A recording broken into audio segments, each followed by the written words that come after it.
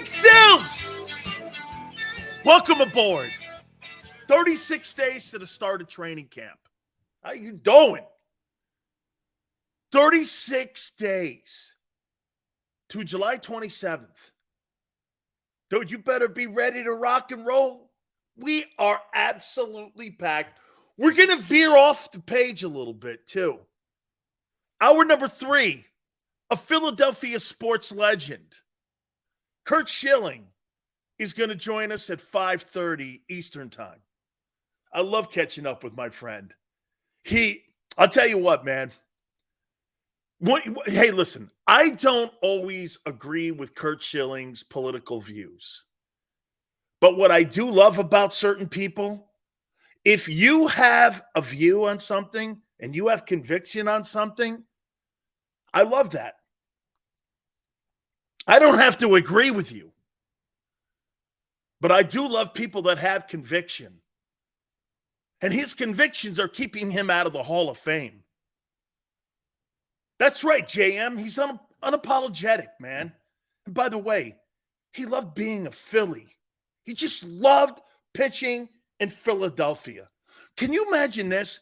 Curt Schilling, I know he pitched in Arizona too, won a World Series and a World Series MVP along with Randy Johnson. So you pitched in Boston and in Philly. Can you have an any more tougher fan base than that? Dude, you got to show up every fourth day and you got to give the goods, don't you, man? Because no matter what you did in your past, no one gives a shit. That's why we love Curt Schilling, man. He's a champion. And that's why we'll have him on hour number 3 at 5:30 Eastern time. All right. Hey, I got a chance to watch Real Sports with Brian Gumbel last night. And I was really glad that the interview went out. I thought Andrea Kramer completely went overboard on the interview a little bit, but that's okay because that's kind of what they have to do. Like Leslie Stahl going in on Trump or something, saying that the laptop or this and that has not been proven, and then get this, you don't really have all the facts. I actually talked to the district attorney. I've actually talked to people that were pressing charges initially against him. And when they dropped all charges and all accusations against Matt Araiza, I was like, wow, he's been totally vindicated. And let me ask you something. You know, it's easy to say that Matt Araiza has been exonerated, but there's also a civil case out there. He's being sued for $50,000. $50,000? And he refuses to settle. He said he has the money. He's not, because that's an admission of guilt. He is not. They wanted to settle for $50,000. $50,000 doesn't even cover your court cost. If you're bringing charges against Matt Araiza, $50,000 is all you're going after? You don't have a case. Hey, and by the way, let me underscore this. That is such a sad situation, and I'm sorry for both sides. I'm more sorry for the girl side, too, because I'm not going to say anything negative towards her because what an ugly situation, man. My God almighty. Being her father right now, man, I wouldn't know what to do, and I feel for her. Man, do I. But I don't think that Matt Araiza should be the expense or collateral damage of something that people are saying he had nothing to do with. That's not fair. That's not fair to drag a kid's name into something. Okay? It's not fair. The Jets said they'll have no problem. Here's what I see. I could see a team putting Matt Araiza on their practice squad. I could see someone signing him. Get this. I know The Rock has cleared him next year if he wants to play in the XFL, to punt in the XFL. He's been cleared. So in 2024, when the XFL kicks up next year, he can punt for them. And they've cleared him. So it's starting to see a glimmer of hope that maybe he gets an opportunity. And you know what? I got to throw something out to the guys at Crossing Broad. Kevin Kincaid, is that his name? Sent me a text and he goes, here you go. And so he sent me a tweet, actually, I should say. And I'm glad to see that, he's staying on top of this case too, because he was kind of anti-Matt Araiza until now some of the facts have started coming out. By the way, I don't believe he's wrong either, because I was against Matt Araiza when the facts started first coming out, or the accusation started coming out. Okay? I said the same thing. So he's not wrong. We all jump to conclusions always. Oh, because today we're in a society where facts don't matter. Hollering the loudest and being first is the only thing that matters in sports broadcasting today. That's the only thing that seemingly matters. Like I said, we got to dude, I can't tell you. We got some college news. We have some, I guess I said, Kurt Schilling. Top 10 wide receivers. I saw PFF, since you guys love those guys so much. The Big Sills, top 10 wideouts in the NFL, my opinion. And also, we're going to look, because somebody brought this up yesterday, 49ers and Cowboys. I want to show you something before we get going here into the topics. This is incredible. Who do you guys think? No, I'm not going to go this way. I'm just going to tell you. Since 2000, I want to show you the dominance of certain teams in the National Football League compared to others. Since 2000, the most NFL playoff wins. Number 1, Patriots, 30. Number 2, tied with the Ravens, the Philadelphia Eagles. Number 3, the Pittsburgh Steelers at 15. By the way, Eagles 16, Ravens 16. Number 4, the Green Bay Packers and the Seahawks are at 14. These are teams that have the most playoff wins since 2000. Number 5, the Colts at 13. Number 6, the Chiefs and the 49ers. Number 11, the Giants.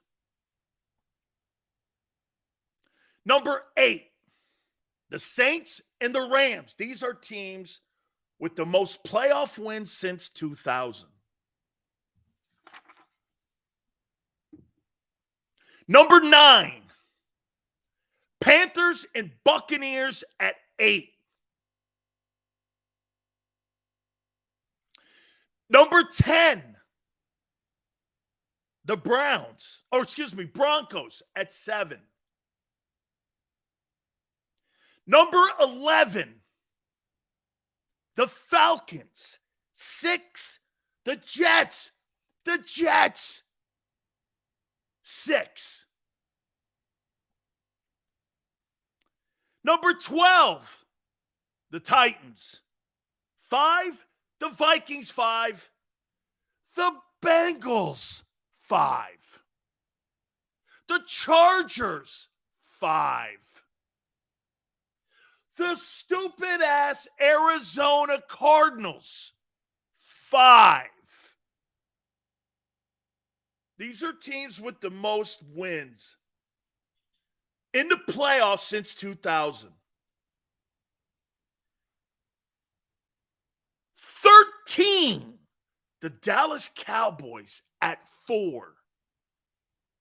The Dallas Cowboys have had 4 wins since 2000.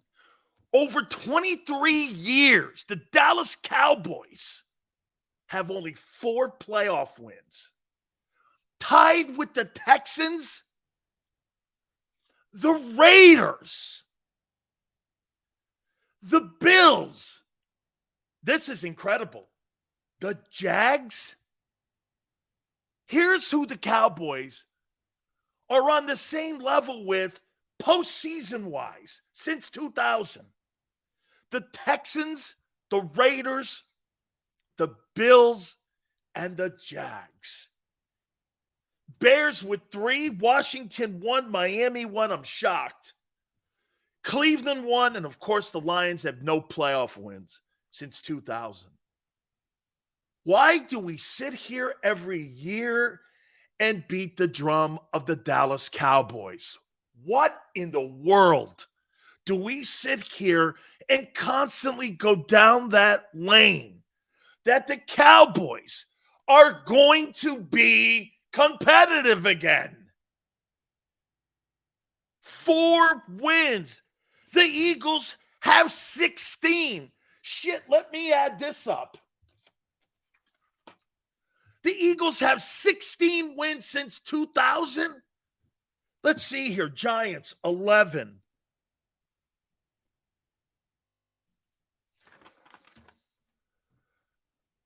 Cowboys, 4.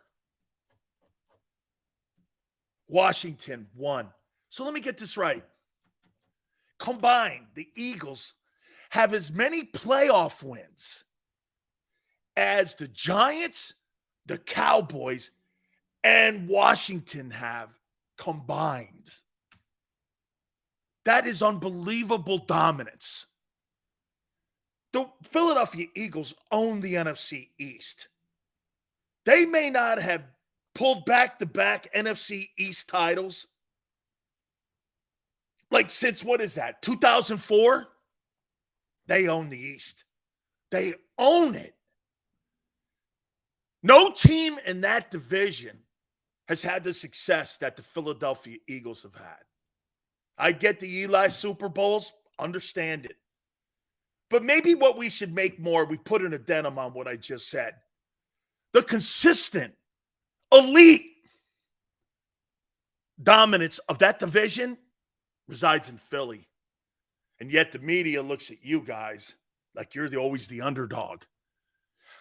The Cowboys have 4 wins. It's an absolute shit show. Here, get this. The Cardinals, the Arizona stupid-ass Mike Bidwell Cardinals, have more playoff wins. More playoff wins than the Cowboys. The Jets. And I ripped the Jets because of Fireman Ed. Dude. I saw this morning. I couldn't believe it. Don't ever tell me, hey, the Dallas Cowboys are the NFL's version of Notre Dame.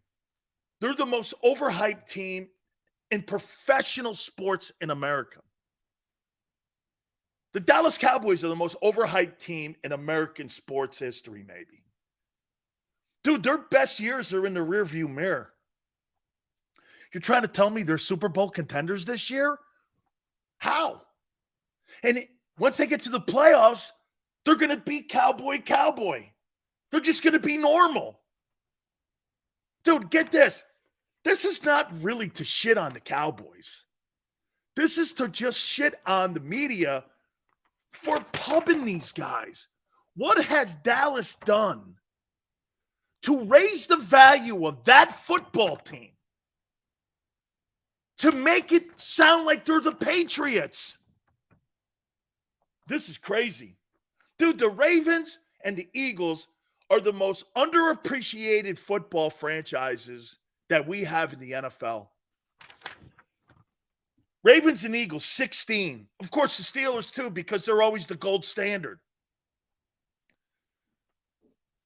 They got 4 wins. I had to open with that. I had to open with that because here we are again. We're like 36 days away from the start of camp. And all I hear are Cowboy fans sending me tweets and sending me comments and people going like this, Cowboys are going to win the East. So, what if they do? What does that mean? They're like the Joel Embiid of the regular season. The Cowboys are Joel Embiid. Oh, we won the East. Our season's over. What about winning a Super Bowl? Fuck it. Ain't about that. It's about 17 weeks. Dude, 17 weeks for the Cowboys are more important than the Super Bowl in the postseason.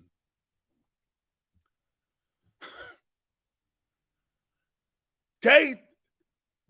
Hey, look at Jalen. Going too far. Don't ever tell me the Dallas Cowboys are a true contender. Okay? They're not. They are not. They are not in the room. Big Sills, did you know Eagles and Steelers? Yes, I did back in the wartime. Steagles. Speed, thank you, man. Of course you know that. Dude, just being real. Right, James. This is just being realistic. Because again, here's what I'm doing. This is not, you want to hear this? This is not an opinion since 2000 that the Dallas Cowboys only have 4 playoff wins. That's not an opinion. That has nothing to do with an opinion. Man. And here we are again. Okay? People saying the Cowboys are going to win the East. They got a good team. And we're going to take a look at all that here in a minute. But come on, man. You got to start stepping up there. Jerry Jones. Let me think about this. So when Jimmy was at the Cowboys, I think he was 5-2. Coach Johnson in 5 years, I think someone can correct me on this.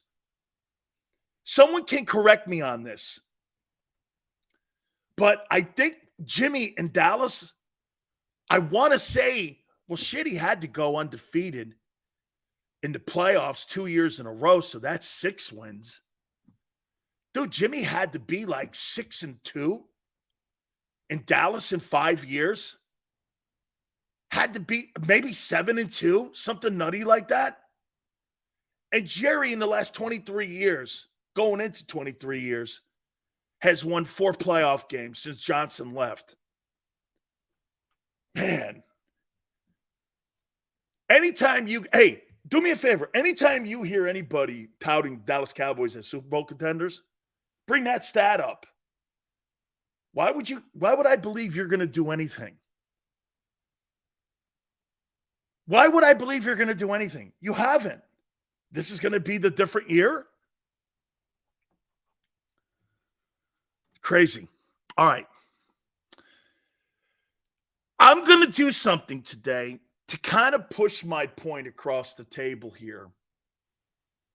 And I want to do something here. First and foremost, maybe I should start this off a little bit lighter because I got 2 Jalen Hurts topics.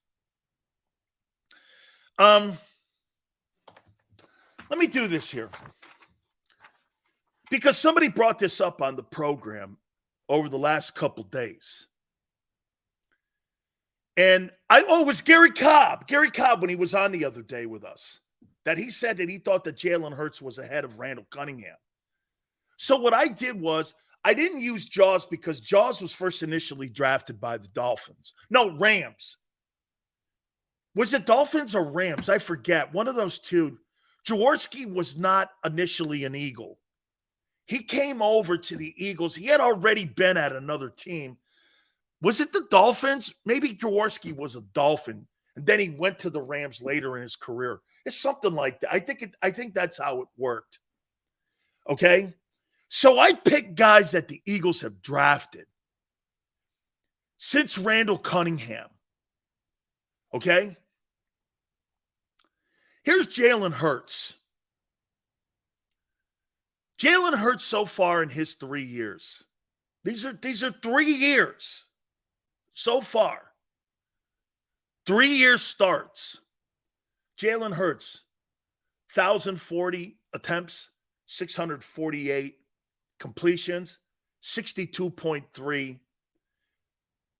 percentage completion, 79.06, 44 touchdowns, and 19 picks. That's not bad. It's not bad. Especially, again, I didn't put in the running component here. Okay? And I get there's more to the kid, just like there is more to Randall, and to some extent, McNabb. So I didn't put the running component in here, just the passing. Here's Randall Cunningham in his first 3 years in Philly. 696, 368 completions, 51.3 completion percentage. Jalen kills him here.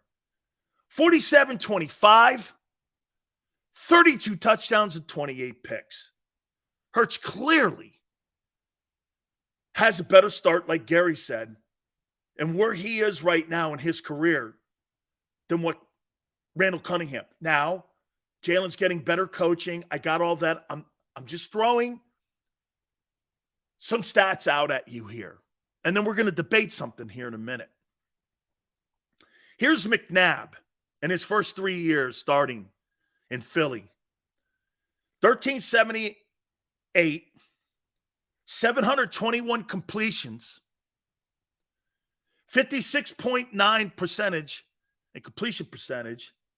Jalen's thrown for more yards in his first 3 years than what McNabb has done.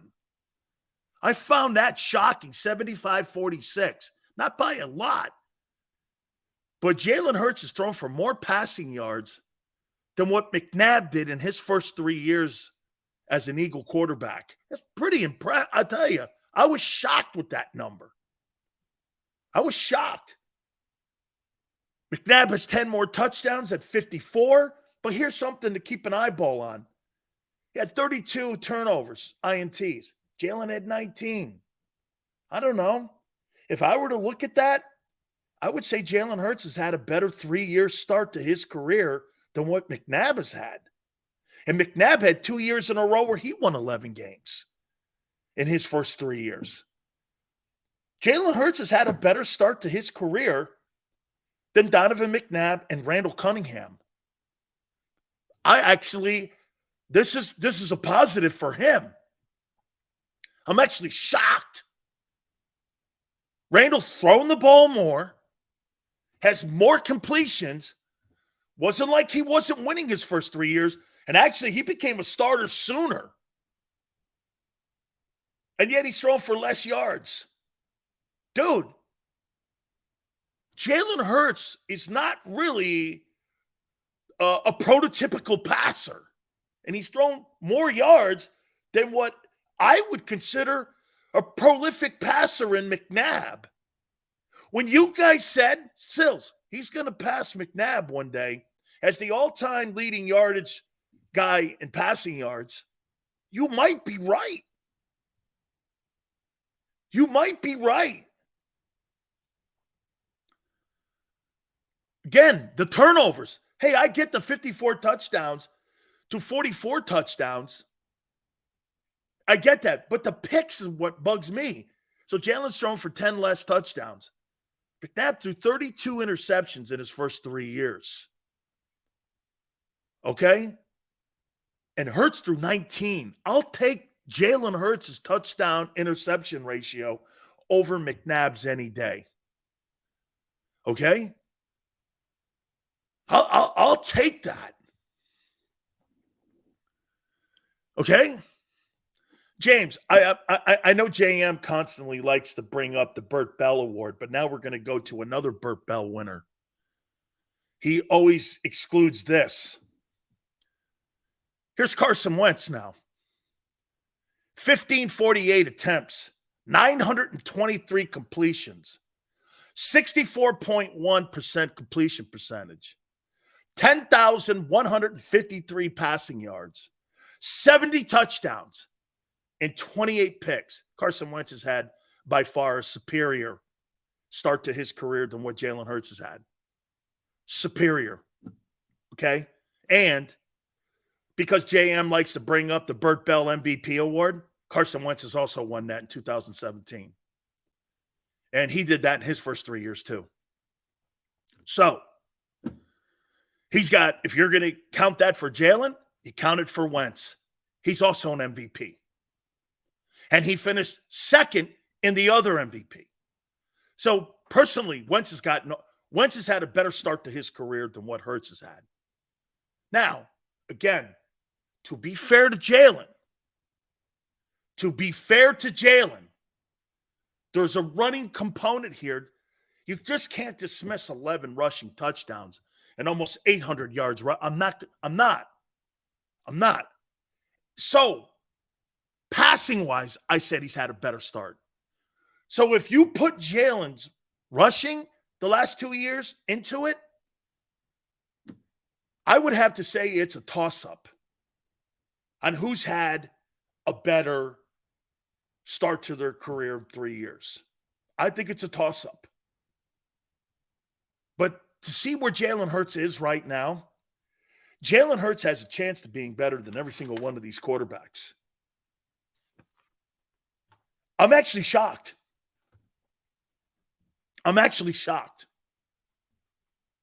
Got to tell you, I'm shocked. Good. Hey, good for her. Good. Hey, this is not a rip because, again, remember what we talk about Patrick Mahomes being a passer, and he can't do the things that Jalen can do, and Jalen can't do the things that Patrick Mahomes can do. Okay? There's no shade anywhere in this. There's no throwing shade anywhere. Okay? No shade. That's why I think it's a toss-up. And there was a Super Bowl for Wentz. And a win. Well, he didn't play. I get it. And Jalen doesn't own a ring. Okay? All I'm saying is this is a coin flip. I think it's a coin flip. That's why I tell you, 2023 is going to tell us a lot more about Hurts.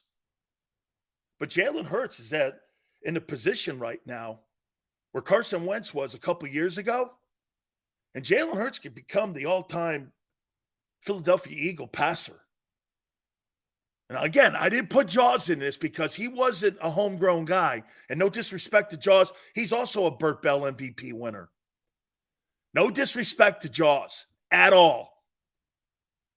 At all. Okay? At all. This is actually an eye-opener for me. I would never have said that Jalen Hurts had more passing yards in his first 3 years than McNabb. No way. No way. I don't look at him like that. Now I do. You know, the more you look at things, plus he's 23-11. Now, again, McNabb had 2 11-win seasons in his first 3 years as well. Wasn't like he wasn't winning ball games. He was. Pretty impressive, though. Now, does Jalen have – look, I'm not debating who's got more talent, better coaching. Andy Reid was also the coach on that team with McNabb. So when you say he didn't have the wide receivers, I'll take Andy Reid over an A-plus wide receiver because we've shown you can win Super Bowls without A-plus wide receivers. If you got a great play caller and a great quarterback, you can win a ton of games. And that's what the Eagles did back in the Reid era. So, again, not debating any of that. Okay? Debo goes, Dan, weren't you criticizing him yesterday? Now, you haven't let me continue. Why don't you sit back and have a meal, Debo? And I told you that I'm getting to another topic here. Jesus Christ. Listen to the full conversation, bro. Okay? Let it come out. You know, don't hear just 5% of what you want to hear. Now let's get into why and if Jalen Hurts. All good, Debo. Hey, man. All good, brother. All good. Here, now let's get into this. Why do other people, social media has created this lack of patience. Hey, you know what, Tone? I have the attention span of a gnat myself. So Debo, excuse me too, because my attention span is like a gnat. And I'm with you. Again, I don't really sit around and have patience either. Okay? So that's a little bit on me too. But here's where I'm going with my topic now. Here's why the national media would never pick Jalen Hurts over any of those other quarterbacks, and why PFF doesn't rank Hurts above guys like Justin Herbert or Josh Allen or Joe Burrow. Okay? All the things that I have said in my open. Here's why they don't see Hurts in the same. They don't see him under the same microscope that they see those other guys. What do you think the difference is between those other guys, like the Trevor Lawrences, the Josh Allens, the Joe Burrows, the Justin Herberts, that makes the national people look at those guys as more of a player that they'd build their franchise around? Why do you think they do that? I'm going to tell you here in a second. Okay? Why do you think they look at those other guys in a different way compared to when you look at Burrow, Allen, Lawrence? Why do you think they look at those guys differently? When Tua replaced him, a little bit of that. Matthew, probably there's some of that too, Matthew. You're not wrong. He's not a prototypical passer like those guys. He's going to go out there and throw 39 times a game. He's not going to do that because he doesn't have to. Not a first-round pick. These are all great points. Okay? Thank you, Debo. More of a man than me. Okay? All those things you guys just said are great. What separates those other guys? I'm going to show you here. Where's that list? The Eagles, since 2000, are the second most successful team in the National Football League to the Patriots. Okay? He's the second. They're the second most successful. Joe Burrow turned the Bengals around. The Bengals. What were the Bills before Allen showed up? What were the Chargers before Herbert showed up? What were the Jags before Lawrence showed up? These are all horrible organizations. Jalen Hurts rolled into one of the best organizations in the National Football League. He didn't have to turn a culture around. He didn't have to turn a losing mentality around. It was already set. Those guys went into places and changed the culture. I never would ever have said this in my life. That's a good point, Stoney. I don't know if the Chargers have changed that much since Phillip Rivers, where they are now with Herbert. But at least it makes them a playoff contender. Yeah, you're right. I'll take Justin Herbert out of that. Because the culture in Los Angeles with the Chargers, it's been that way for 40 years. So you're probably right. The Jags, the Bengals, the Bills, these are all horrible franchises. That's why they look at those guys differently. They changed the Bengals' culture around.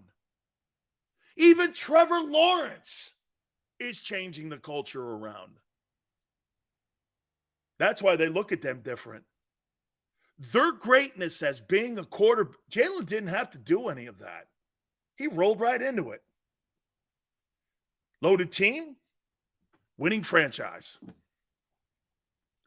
That's why you look at him as the lesser of those other guys. You look at him as the lesser. Now, the Eagles, what they've done here is they've pushed their chips in on one season with him because they think he's the guy that can win the NFC. Okay. I happen to think it doesn't take much to win the NFC. Now, again, this is not an Eagle thing. You arguably have 3 teams in the NFC this year that could win. I don't think you really have any team outside of the Niners and the Eagles that could win the Super Bowl. I don't think, get this, I don't think there's an NFC team right now outside of Eagles and 49ers that could win this thing. I think the AFC, I think they probably got 8 teams that can win it. It's going to be interesting to see what the Jets are about. I think the Jags are better than Seattle and Dallas. And that's the 7th team in the AFC.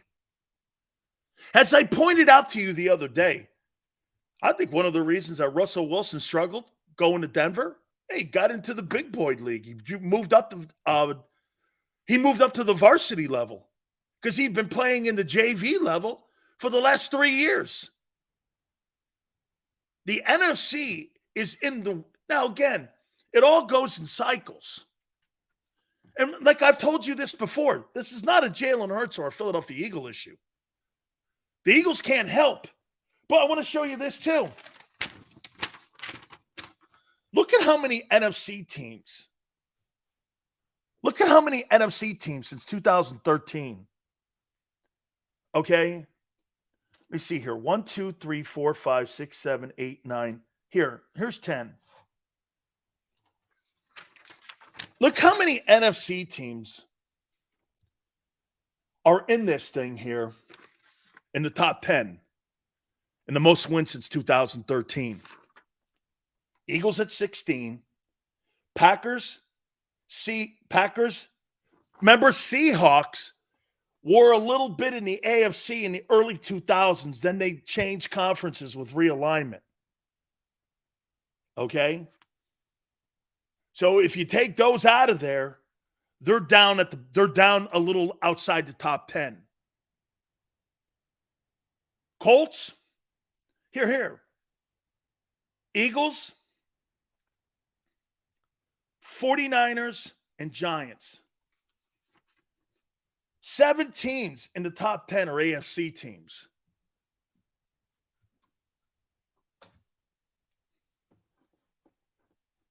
It's not like the NFC has been great the last 23 years.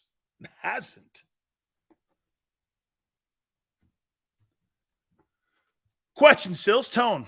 It is truly a bad NFC, or is it an overly exceptional AFC?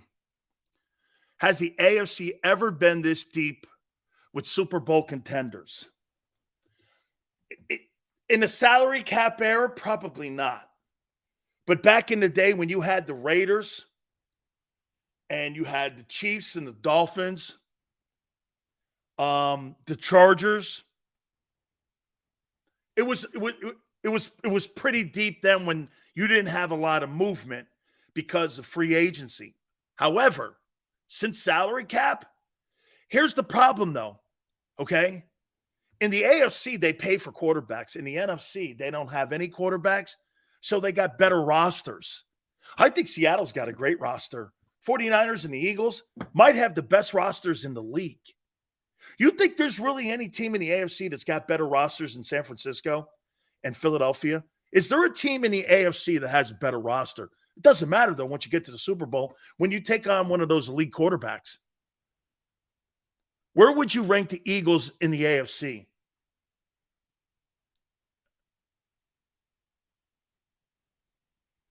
Still second behind the Chiefs. I would still rank the Eagles second behind the Chiefs. Now, if you're asking me who's got a better roster right now, Kansas City or Philly, I think Philadelphia has a better roster. But what you can't do is you haven't shown anything, especially in this offseason, that you've done one thing to upgrade your position to beat Patrick Mahomes. There's not one thing you've done to beat that guy. We brought this up yesterday. You've done nothing to improve your situation to beat Mahomes. He's beaten you 2 years in a row. You're going to have a shot at him. Once again, coming up here this year at Arrowhead. You have done nothing to improve your chances. He beat you last year. And you had the better team. I keep emphasizing that. So what is it better to have? Is it better to have a great roster and a really, really, really great quarterback? Or, like, here, I'll say this to you. Bengals in the Super Bowl versus the Eagles, that'd be another great game. That'd be another great game. I'll tell you this. Eagles versus here's how I look at your Eagles versus the elite teams. Eagles versus Bengals. That'd be a great game. I'd like to see that because I think the Bengals have a better defense than you. I do. I think they got a better defense. They play against elite quarterbacks every weekend. You don't. You do not. And they've been to 2 AFC championship games in a row. It's not like they haven't won. Eagles versus the Bills. Here's why I think you would beat the Bills. Because I think Allen would do something in the second half of a football game that would cost him. And Jalen, I know he dropped the ball in the Super Bowl, scoop and score. I got it. But I think there's a lesser chance of Jalen Hurts doing that again in a big game like that than Allen dropping the ball on his own goal line. So I think they would beat the Bills late. You guys already took care of the Jags a year ago. It was early in the season. Then the Jags got on. They're a better team than they were at the beginning of the season. We've seen this numerous times where teams have played teams before, like, that year that the Patriots were undefeated. The Patriots beat the Giants the last game of the year. And then once they got to the Super Bowl, the Giants beat them in the Super Bowl. So they're better, but I would still give the edge to the Eagles in that game. Chargers, Herbert does the same stuff that Allen does. He'll put one out there for you. And if you're able to capitalize, the Eagles capitalize on that stuff, on turnovers. I think they would capitalize on that. So I think you're still better than the Chargers, too. I do. I think you're still better than the Chargers. Okay? So Eagles and Ravens speed. I think the Ravens are getting better on defense. But I still want to see what Odell Beckham is going to bring to that Raven offense. I don't know he's going to play a full season. I just don't know if he's capable of being able to play a full season. I have no idea. For the last 5 years, that guy's been injured. Okay? For the last 5 years. And I'm going to sit here and believe that guy is going to be in a position. Cleveland's good. I'm with you. Really good O-line. Really great defense. Awesome front four. I like their corners. They're good at linebacker. Another good team, but go do it. See, that's the depth of the AFC, though. We don't even talk about Deshaun Watson yet because we got to see. He kind of got like a redshirt year last year. And Deshaun Watson could elevate that Cleveland. I haven't even mentioned the Jets. What are the Jets going to look like? How good are the Jets? Dude, the Jets have to be the biggest question mark in the NFL this year. What's that thing going to look like? Is Aaron Rodgers going to look like he did 2 years ago when he was the MVP? Or is he going to look a little bit more like 2 years ago and a little bit of last year, where we start to see the decline? I know many of you think that Brady sucked last year. He didn't. He was spectacular. His O-line was terrible and his defense was decimated. And they couldn't overcome all those injuries. Brady had a great year last year. There wasn't a statistic last year that Jalen Hurts had passing the ball that Tom Brady wasn't 10 times better than him at, because he threw the ball almost 800 times. I mean, he had to throw the ball. Brady had a great year. It was just a bad team. Still 3 years in a row playoff run, though. Again, I'm not going to go back into the numbers and shit because I've already pointed that out. And I'm with you, Rock. Rock goes like this. Odell won't make it to week 5. Bro, I might be there with you. I might be there with you. JM brings up a great point about the Jets. You know, the Jets people and all the media, my boy Craig Carton keeps pushing this on me. Sills, Jets are it. I said, what about your O-line, man? It's rated one of the worst O-lines in the NFL. What about your left tackle, dude? Hey, you got a good defense. I think your defense is maybe the second best defense in the NFL personnel-wise. But what about that O-line of yours, man? Dude, you got a $60 million quarterback and a 6-cent O-line. Okay? I mean, what are you going to do about that O-line of yours? And you might want to get Aaron Rodgers, Dalvin Cook. So again, I think the reason you look at Jalen Hurts a little there, Jalen didn't have to change the culture around. Culture was already set here. And that's why the Eagles, hey, let me say this to you. When you bring a guy like A.J. Brown in, who was coached by Mike Vrabel, and he fits right in like that, Mike Vrabel has a culture in Tennessee, too, that's kind of like a Belichick culture. That's another reason why he fit right in. But then when you got guys like Devontae Smith that are professional, and I'll say it one more time to you. Somebody texted me yesterday, and they go, I can't believe – somebody that I admire at the NovaCare Center texted me, and they went, that was one of the best takes. 3 coaches came to me and told me that you said this. 3 Eagle coaches came to my friend who's at the NovaCare Center and said this. They were shocked, and they agreed. I think A.J. Brown learned more from Devontae Smith a year ago than anything that A.J. Brown could have brought to Devontae. Devontae's a better worker. He works harder. He doesn't bitch. He's a professional consistently. He's a prototypical – he is Jalen Hurts at the wide receiver position.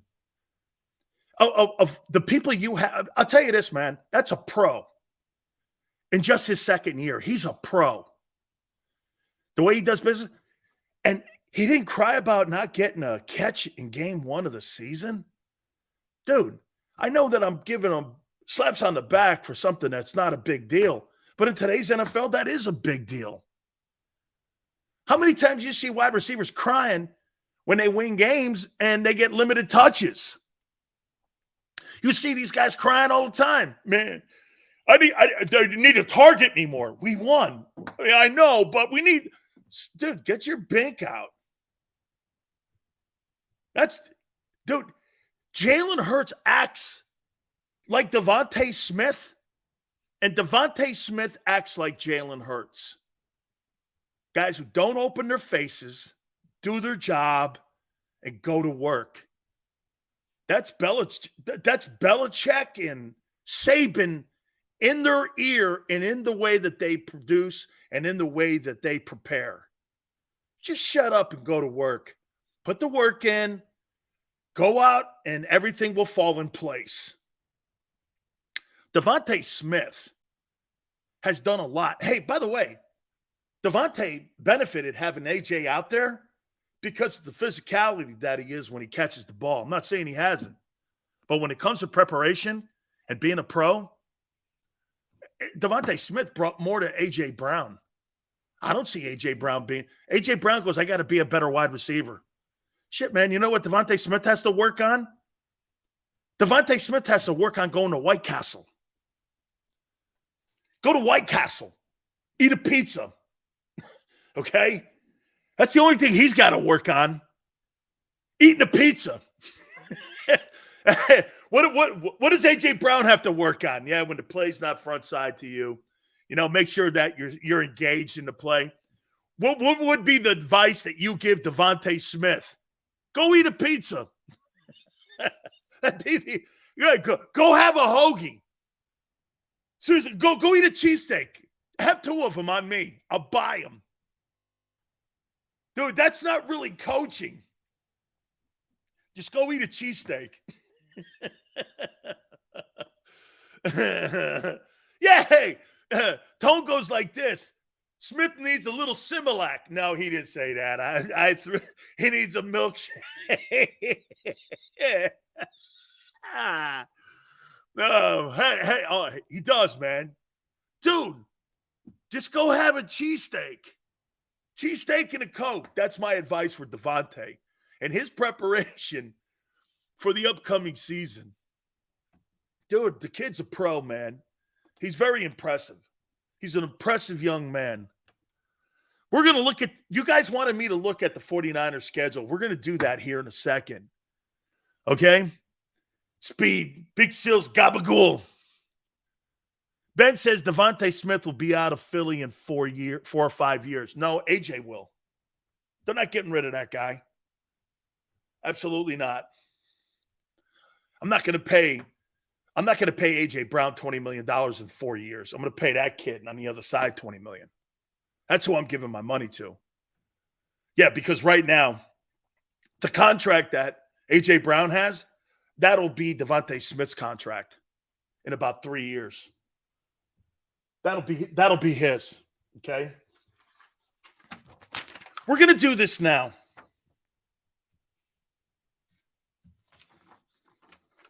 So do you guys see where I'm coming from a little bit here when it comes to how people look at Jalen? Jalen didn't have to turn a culture around like those other quarterbacks in the NFL have. Hey, how many people? Why don't you give Joe Burrow credit for turning that place into a winner? You think that's not a big deal? What were the Buffalo Bills before Josh Allen showed up? I missed it. Trevor Lawrence won a playoff game. And now you're the favorite to win that division again. Dude, the Jags are coming. It would not shock me if the Jaguars are one of the top 3 teams in the NFL this year. Would it? With Doug Peterson down there and all the talent that they've acquired over the last 5 years, would it shock you if the Jags were not one of the top 3 teams or top 5 teams in the NFL? I don't know, man. There's a lot of talent down there. A lot of talent in Jacksonville. And now you got a talented head coach. They haven't had a coach like him in that building since Tom Coughlin. Okay, so who has the best linebacker core? I want to say San Francisco. I think the Jets are pretty good. Broncos have a pretty good group. All right, let me get to the 49ers here. How you doing?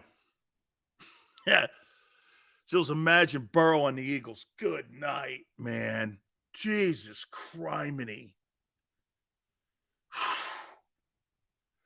No disrespect to Jalen, but Burrow on the Eagles, man. If you like, how about this? If you like passing yards, Burrow on the Eagles would be a freak show. Would be a freak show. Dude, even Justin Herbert on the Eagles. Again, though, but here's why. And I know people are going like this. Are you throwing shade on Jalen? No, but here's something that, and I tone everyone. I think this is what everyone doesn't get what Hurts and why Hurts does things differently. Would Justin Herbert and would Trevor Lawrence and would Joe Burrow maximize the run game like Jalen does? My answer is no. Dan Marino never wanted to maximize a run game because he fell in love with his arm so much that they never truly maximized the run game. The Eagles maximize the strength of the team consistently. That's running the ball. You know, when you get a guy like when you get a guy like Joe Burrow on the Eagles, yeah, he's going to throw for a ton of yards. But there's going to be an expense, and you're going to have to compromise something. What's that? Not running the ball as effectively or as much. Okay? So what you become is finesse. And it takes the physicality away from your approach and how you go after teams. The Eagles, hey, are the Eagles more physical than the Bengals? Yes. Are the Eagles more physical than the Bills? Yes. Are they more physical than the Chiefs? Yes. Okay? See, when you throw the ball 50, 60 times, something has to have a counter to that. Well, that means you're not running the ball at all. Why would you want a quarterback in Philadelphia? And again, I love Joe Burrow, but why would you want a quarterback in Philadelphia that doesn't maximize the strength of the team so that he can go and do and throw the ball around the yard? Can I tell you what you'll become? The Minnesota Vikings. You become the Vikings. Dalvin Cook averaged 213 carries in his years up in Minnesota. And I'm like this, 213? Did you really utilize that guy? His last 4 years or 5 years, whatever it's been, he's been a 1,000-yard back for you. Did you really maximize that?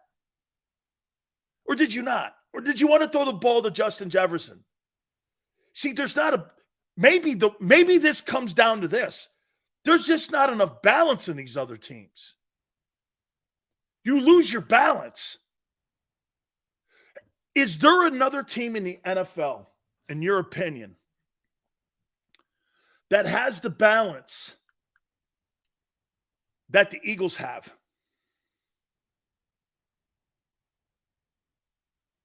Okay? Is there? Hey, Tone, I know that Kurt Schilling just texted me and he said that have someone send me the link, and I know you did. If you can again, I'll send it to him now, saying that we sent it. We'll send it again.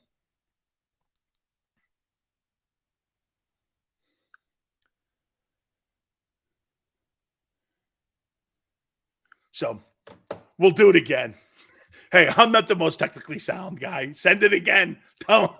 Tony, thank you. Right? You lose your balance. You lose your balance. Yes, we're going to get Kurt Schilling on the program today. We're going to talk a little bit with Kurt and get the former World Series MVP and Philly legend on with us here. We'll get his spin. One of the most unique people that you can listen to in sports. So we will talk to Kurt Schilling. Supposed to be at 5:30 Eastern. We'll see. We may be getting him on a little bit sooner. So you think the Browns could be the Eagles? I like that, Greasy, because of Chubb. Chubb and getting the ball around to the receivers. Amari Cooper had 1,000 yards a year ago. That's a great one. The Browns are they're a balanced offense. Would we not say this? Buffalo's not a balanced offense. That's not a balanced offense. Okay? It's not. It's not a balanced offense. The Raiders, with Jacobs, when Carr was there, it's pretty balanced, but they didn't win. They didn't win. I have to think the Eagles are the most balanced football. Hey, get this. The Eagles are the most they were balanced in the Super Bowl, really. They were balanced in that game. I didn't really think that the Chiefs were all that. That's what those quarterbacks take away. So when you say, let's have Burrow as the quarterback, okay, in Philadelphia, would you really want Joe? Of course you would. But you wouldn't be the same dominant team that you would be when we're talking about having a balanced attack. Jalen utilizes everything on that team. Every single thing. You didn't say, I got it. But I would like to have winning involved with that, though, JM. Okay? I would like to have winning. Raiders O-line is not that hot. Okay? Michael, I don't believe that Sam Howell's beaten out Jacoby Brissett yet. How do you beat somebody out? in helmets and shorts? Don't you at least have to wait until like the season starts? How are you beating anybody out? Jalen's like a golfer. He uses every club in the bag. That's a great analogy. Right? Most of us use how many? Driver, 5-iron, pitching wedge, putter. Okay? That's great. That's right. Josh Allen uses a driver and a putter. That's a great analogy. All right, hour number 2. Don't forget, Kurt Schilling's going to join us today, too. We're going to talk to the Philly legend. I'm going to look at the 49ers schedule. Somebody asked me to do that yesterday. I think that's a great idea. Hit the like button. Keep it here on the National Football Show.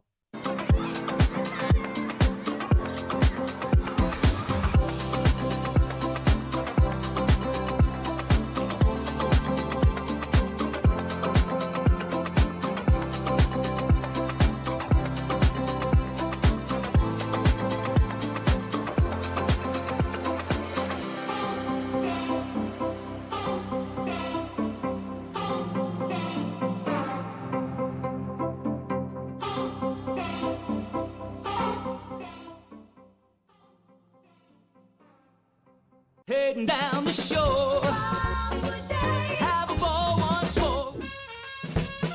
Here, imaginations run wild and time stands still. Because here, you can find the best of the Jersey Shore, all on one 5-mile island. So leave the old you behind and get lost in the woods. Wild, wild, wildwood days.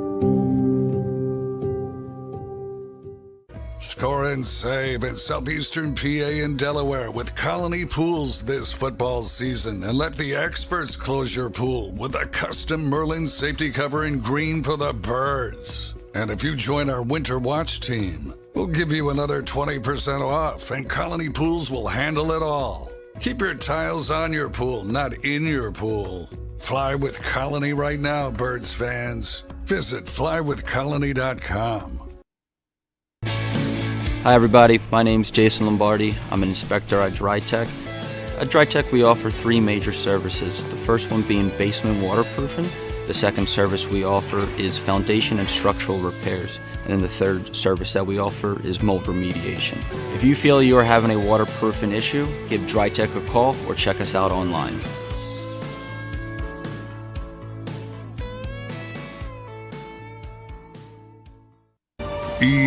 EAGLES, Eagles.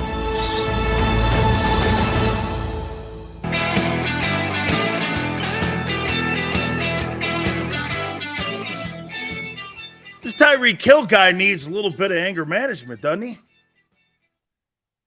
Has an accusation out there and video out there of him beating his kid. Now he's beating up workers at a marina.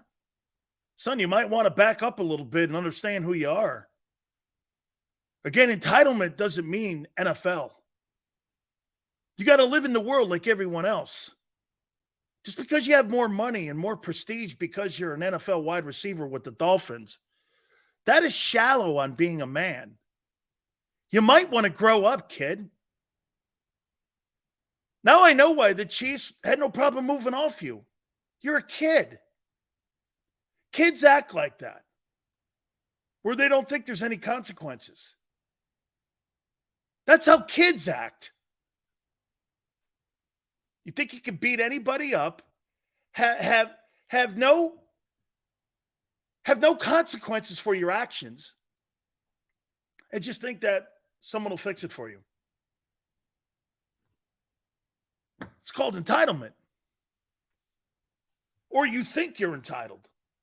Dude, being an NFL football player, in my opinion, sometimes is lower than being a guy who's a checkout guy at a McDonald's. You know why? Because at the end of the day, you can work there 30 years, build up a great relationship, advance at McDonald's and do whatever, and people revere you inside your building. Once you stop being an NFL player, you're still an asshole. Being an NFL player, ask Warren Sapp how that is today, how that helps him. Dude, once you don't play anymore, being an NFL guy, you're an ex-NFL guy. These guys that wear that tag because you were an NFL player and think that holds prestige once you walk into the real world, it's an immature mentality. You're just the same as anybody who gets up off their fat ass every day and goes to work. But, you know, when you're playing, you feel entitled. Trust me when I tell you. You think you're Superman. You think nothing can hit you. You got a narcissistic attitude. Dude. So you've been accused of beating your kid and beating people up at a marina. We're the Wark Duns of the world. We're the Jalen Hurts. Why don't we cover more stories with Hurts? Because guys like Tyreek Hill embarrass Jalen Hurts. You know why Jalen Hurts doesn't get covered like a lot of these other guys? Because all the media wants to do is cover the bullshit like Hill.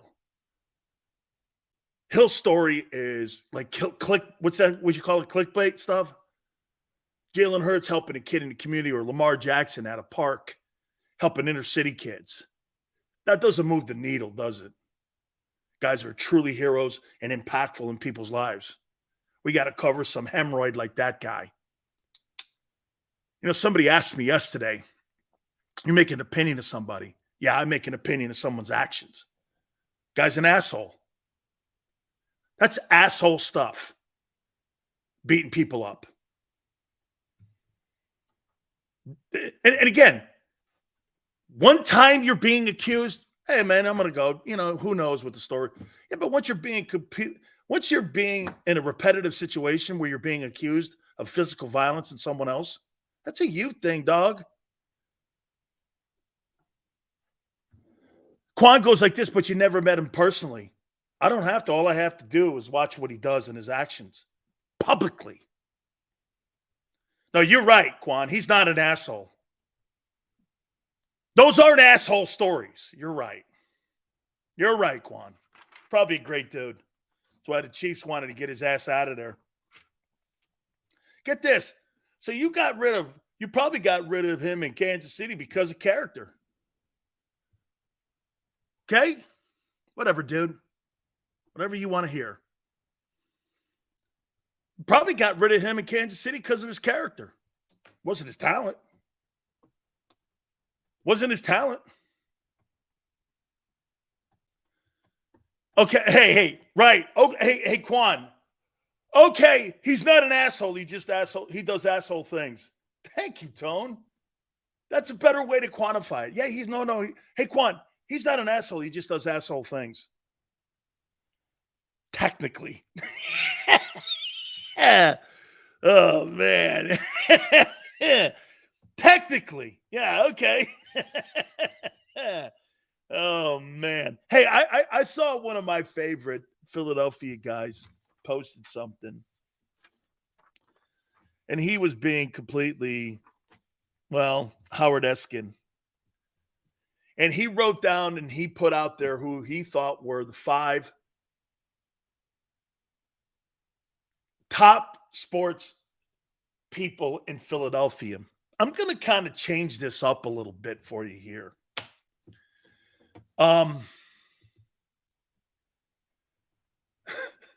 And people are such fans, they're blind to reality. Of course they are. It's all good. It's all good. So I'm going to kind of change it up a little bit. The Big Sill's top 5 Philadelphia sports celebrities.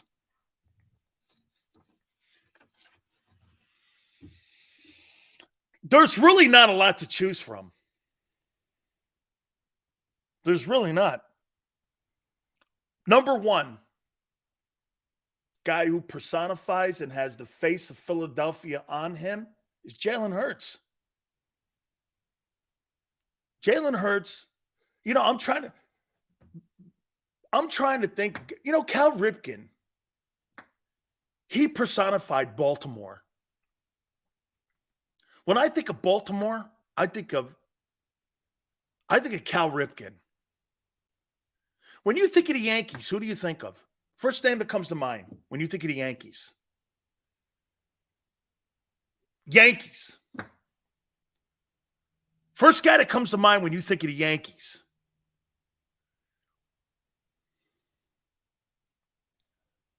Jeter. Boston. Brady. That Russell, Bird. Miami. It ain't LeBron, it's D. Wade. Los Angeles. It's Kobe. Denver. It's Elway. Chicago. Is it Butkus, Sayers, or Jordan? Gotta be MJ. Gotta be MJ. Miami, man. Miami, Marino or Wade, that's a good one. I know yeah. I like that. I like that topic too. Who said that here? When you think of the Flyers, who's the guy that you think of in Philadelphia when you think Flyers? Is it Lindros? When you think Flyers, who do you think? Flyers. Me, it's LeClaire. Bobby Clark, you're dating yourself, but you're not wrong. Bernie Perrant. You guys are talking about winners, that's why. Hextall. I like LeClaire. I do, but me, it's Lindros. Sixers. It's Iverson. I'm so. Hey, get this. It's Allen Iverson, and there's been so many great Sixer players. I don't know why. Maybe it's generational, but when I think of the Philadelphia 76ers, the first name that comes to my mind is Allen Iverson. It's just Iverson. I'm sorry. I mean, I know Barkley and Malone and Dr. J and Bede. It's Iverson, man. It's Iverson. God, I love that dude. Iverson is Philly and he's from Virginia. I know, man. Hey, man. Hey, 5-star, man. I love Allen. Hey, dude. Allen Iverson is one of my 5 favorite athletes of all time, man. Everything about the dude. Everything. The way he handled himself, the way he crossed over Jordan, all that. Hey, dude, I've never seen anybody embarrass Michael Jordan on a basketball court except Allen Iverson. Allen Iverson's the only. Have you ever seen not even the Celtic teams back in the day when he had 63 in that playoff game could embarrass Jordan? Dude, Allen Iverson embarrassed Michael Jordan on a court. Not even Kobe could do it. Dude, he just embarrassed him. I mean, dude, I forget where I was. I was with a bunch of guys. We were watching it, man. He crossed him over. We all jumped up. We're like, oh my God. Dude, it was like one of the most iconic moves of all time. Yeah, Tone reminded me, man, he was a rookie too. He's just like, man. Okay, Philadelphia, Philly. When you think of a Philadelphia Philly ball player, who comes to your mind first? Now, I'm biased. I'm Dick Allen. Sorry. I think of Dick Allen. I'm a Dick Allen guy. Jimmy Rollins, man, what a great ball player, dude. Oh, back in the days when the Phillies actually knew how to develop people. Okay. Smoking Joe, man. Mike Schmidt. Dude, Darren Dalton was a dear friend of mine. Born on my birthday, too, Fly. January 3rd.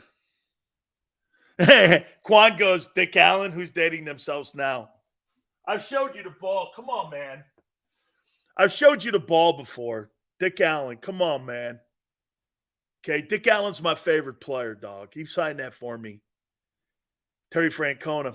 Hey, so Terry Francona comes up to me, goes, hey, you want to meet somebody? Hey, get this. Quan, we were in we're Clearwater. And Francona goes, Sills, come over. He goes, who's that? I go, Wampum. I was like a kid. I go, Wampum. Holy cow, that's Wampum. And Francona goes like this. Okay, don't lose your mind over here. Don't lose your mind. I go, oh my God, it's Wampum. He goes, everyone's looking at me going, who's Wampum? I go, you'll never know unless you know who this guy is. Okay, boom, Wampum. You got to actually be from Philly. Not that I am, but you got to actually be from Philly to know what Wampum is. Yeah, man, I love that guy. Dick Allen was a great ball player, dog. So here they are. I got Jalen Hurts 1. Philadelphia top sports celebrities. I got Jalen Hurts 1. I got Jason Kelce, number 2. I got Bryce Harper, number 3. And here's 4 and 5. Nick Sirianni, number 4. And I got Howie Roseman, number 5. That, to me, those are the guys that if I had to go like that, Joel Embiid is not Philly. He just plays in Philly. He just plays in Philly. Yeah, this is current, JM. This is current, guys. He just plays in Philly. He ain't a Philly guy. He ain't looked at Philadelphia like that's a place where he's going to retire, like Jaws and shit like that. It's not going to work. Not putting Embiid in there, man. I don't think Embiid is a great personality. No, we're not talking about the best players. We're talking about the top sports personalities. I think there's a difference. Kurt Schilling was a personality. Okay? That was a personality in the building. Darren Dalton was a personality. Okay? Allen Iverson was a personality. Charles Barkley is a personality. That's what I'm talking about here. Barkley's more Philly than Embiid. Barkley lives in Philly during the offseason. Yeah. Charles Barkley has the face of Philadelphia on him. Guy's from Alabama. You'd swear he was born in Philly. Okay? Fly goes and beat his head and down the career, McNabb. I'll say this to you, though, Fly. McNabb won. McNabb won. His team was one of the top teams in the NFL every year. The 76ers, try getting out of the first round. That might help. I mean, if one thing about McNabb, if McNabb had a postseason like Dak has, McNabb's had a better career than Dak Prescott. Dak Prescott is not near what McNabb had. And I'm not a McNabb fan. You know that. McNabb has had twice the career that Dak Prescott has had. With Dak having twice the fame. Great. Make a lot of money. You go on like Tony Romo, who did shit in his pro career too in the postseason, and make yourself a ton of money because you were a Cowboy. Absolutely true. But when people talk about revering quarterbacks in the game, McNabb versus Dak, give me McNabb any day. Give me McNabb every day. I got Sirianni because I think Sirianni, whatever you say about jumping on the park benches and the T-shirts and the flower and all this, whatever. You say all that, okay, sure, all right. Okay? Still a personality. And then you got Howie. Howie Vision. You live in Howie's world, baby. How you doing? My world. This is my house. Get off my lawn. Oh, yeah, man. I would have to put it to you this way. As much as I have respect for Dave Dombrowski, he's got a couple championships himself. Howie Roseman is the best general manager in your market in quite some time. And I'll make this point to you, too. Howie Roseman might be the greatest general manager Philadelphia sports has ever seen. Has there been a general manager that's had more success in Philadelphia than Howie? I don't know, man. I really don't know. I love personalities. But see, today in sports, personalities, you know what they can't get to do? You can't really be a personality any longer. I was watching, before I bring Curt Schilling on, I was watching Curt the other day. And you know what really sucked? Curt Schilling couldn't be Curt Schilling because you know why? He had a worry. Not that he does. Not that he does, because he does not apologize for anything. But you know what will happen? They'll take some slings and arrows and take 5% of what he says, turn it into some bullshit narrative that he's this or that or this and that. And then it makes you just do this. Why am I even doing this? I can't even be me, man. And nowadays you can't. Because you know why? Curt and I were raised in locker rooms and dugouts. That's a whole different world, man. There's nothing off limits. You could say things about your mom, your grandma, this and that. Things that you guys could never understand. Because you know why? It's sarcasm. And Curt texts me back. He's like, I know. And I'm like, yeah, but I got it. Let's bring in Curt Schilling, the legendary Philadelphia Philly and baseball star, and he joins us here. I don't know, Curt. Maybe, I watched you and I saw immediately on your face when you were on Fox News, you just went, oh. And it wasn't that you were apologizing for what you said, but you just went, okay, man. Well, listen. Children of the world it's not children of the world are going to go nuts. It's not the first time I've just made a real shitty choice of words. I mean, I did, but we live in the time of the edited quote. We live in the time of the don't give context to the story because that ruins the narrative. And but again, like I said, I texted you. Any normal, rational thinking adult knew exactly what I said, knew exactly what I meant. But that we're not talking about the left when we talk about rational adults and forward and normal thinking adults. It's because everything that they do is based on emotion and it's irrational for the most part. You think baseball's in a good place, Curt? Overall, as a product for the consumers, do you? I don't know. I mean, it depends on your metrics and what you're basing that good place on. I think it seems to me like I say this every 5 years. I'm not sure there's been a crop of generational talent this good in a long time.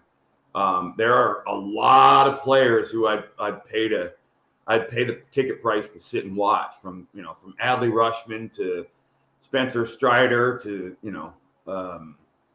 Acuna, all of them. I mean, some obviously Mike Trout, but I think one thing I know for a fact, and I actually had a chance to sit down with Peter Gammons the other day on my show, and we talked for almost an hour, and no one's ever seen a Shohei Ohtani.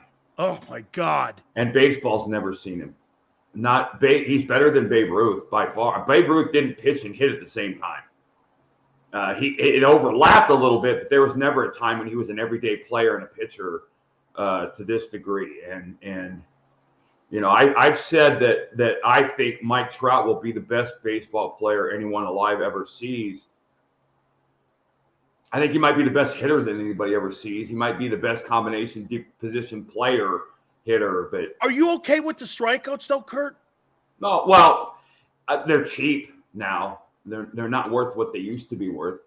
The approach to hitting, all the crap that's being taught at younger levels goes against the fundamentals of the game. The game is about getting on base. You can't swing and miss 100 and in 175 at bats and be the best hitter you can be. I'm always curious about. I don't know what kind of strikeout totals I can put up now. They would be higher than what I did. I know that for sure because you think you'd be a 300 strikeout guy year in, year out? I think only because I've forced the innings. The guys that are 300 strikeout guys are doing it in less innings now, which is amazing, but they're not hanging around for a lot of the game. And, the de-emphasis on that starting pitcher, I don't think is good for the game at all because I can remember, there were pitching matchups you lived for. Carlton, Gibson, Seaver, Ryan, Koufax, and Clemens, Maddox, all of them. And as a pitcher, I lived for those. You had your antagonists and your protagonists, and you don't have that anymore. And now,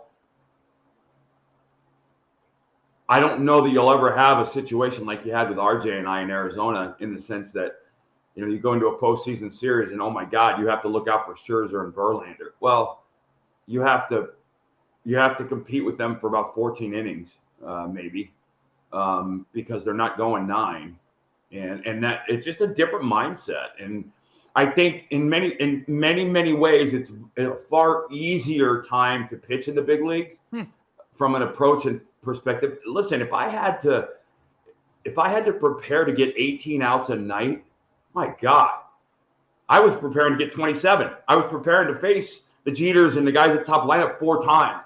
So those first at bats were setting up the second at bats, which were setting up the third at bats, which were setting up the potential fourth at bats. If I only have to worry about a guy 2 times a night, well, I mean, think about it. If I've got to prepare for Albert Pujols for 4 at bats as opposed to 2, what's harder? No, I get it. What do you make of the pitch clock?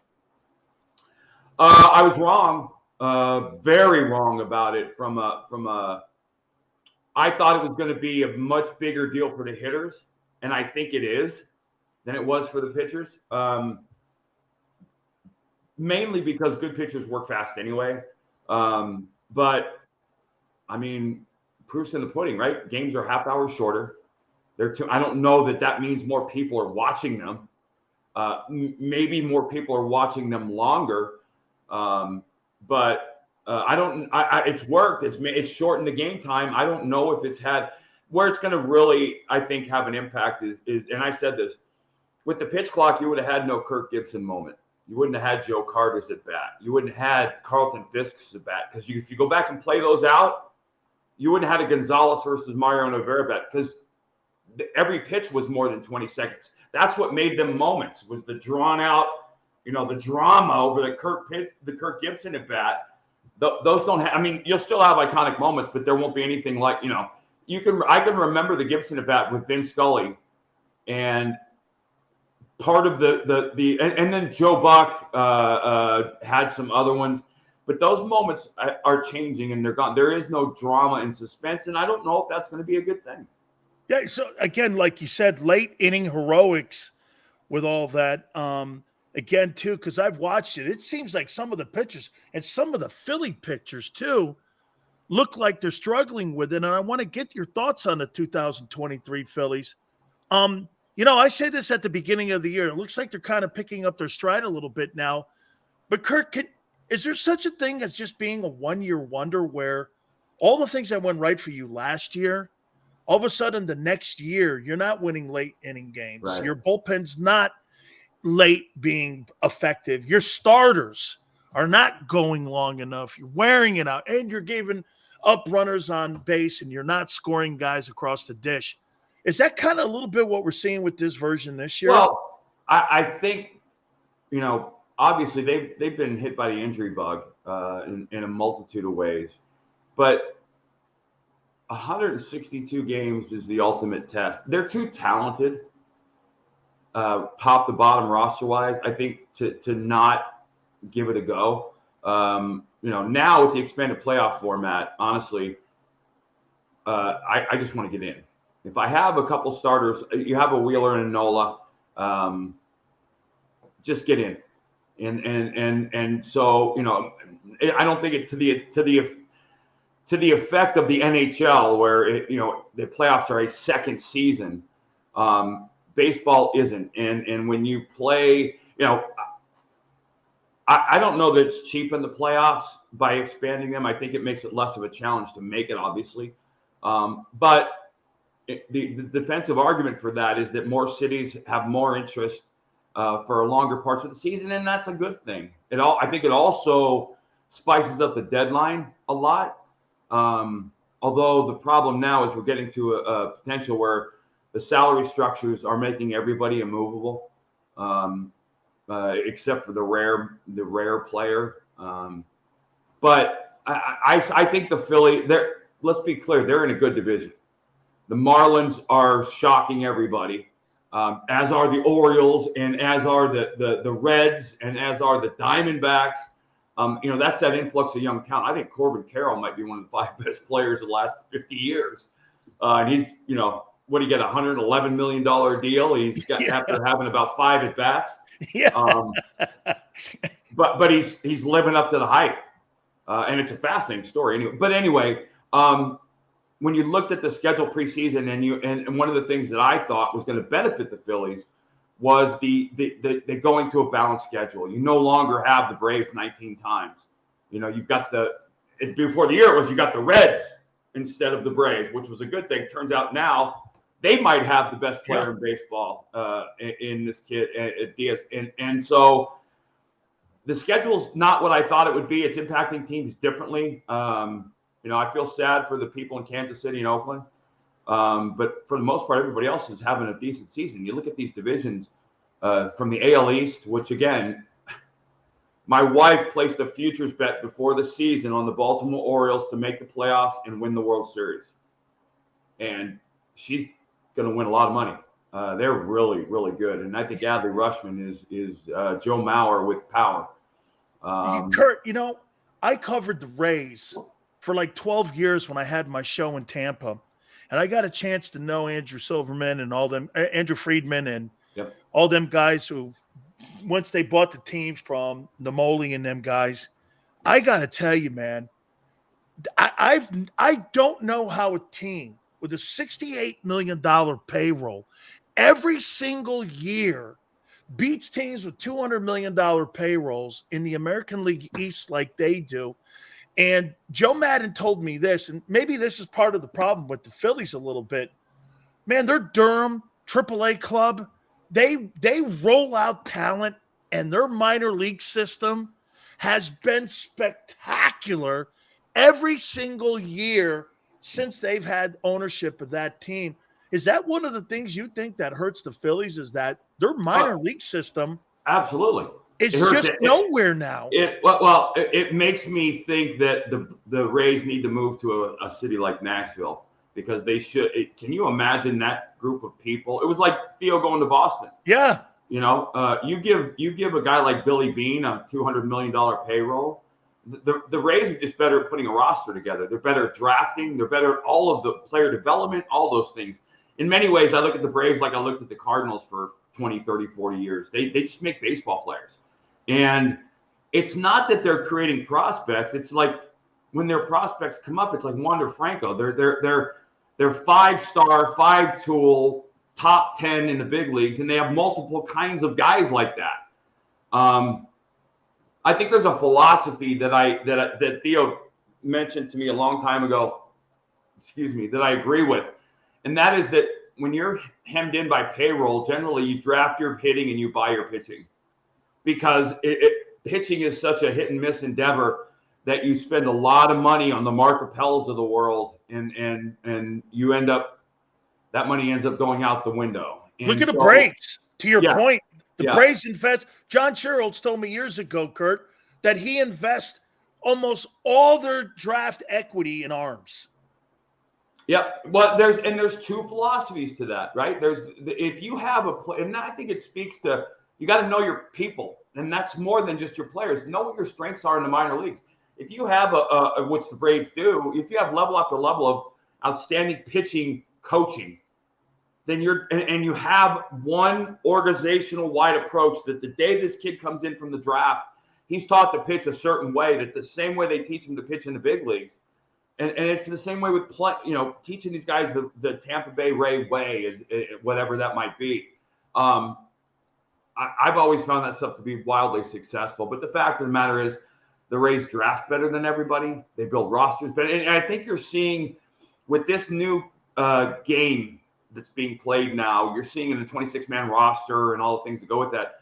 I think you're seeing versatility go through the roof from a value perspective. When you look at Ohtani and his potential $500 million contract, you're paying for a $35 million hitter and a $35 million pitcher, and you're getting a deal at $50 million a year. You look at guys like, and I've said it repeatedly, like Dalton Varsho for Toronto, a guy who can play left field, center field, and catch, and do it at a big league level. Not just but you're seeing these young guys come up with immense amounts of versatility because they're realizing the more positions I play, the more value I have. The more value I have, the sooner I get to the big leagues. And with the roster makeup being the way it is, and a team like Tampa, they don't sign their stars to extended contracts. No way. They get them to 6 years. They deal them, and they go back and those draft picks are much more valuable to the Rays than they are to the Kansas City Royals, because the Rays are going to come out with a 5-star player where the Royals aren't.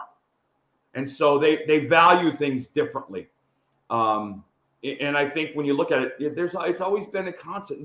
Listen, over the last 50 years, the ownership of every one of these teams has changed. But the Yankees have always been winners. The Dodgers have always been winners.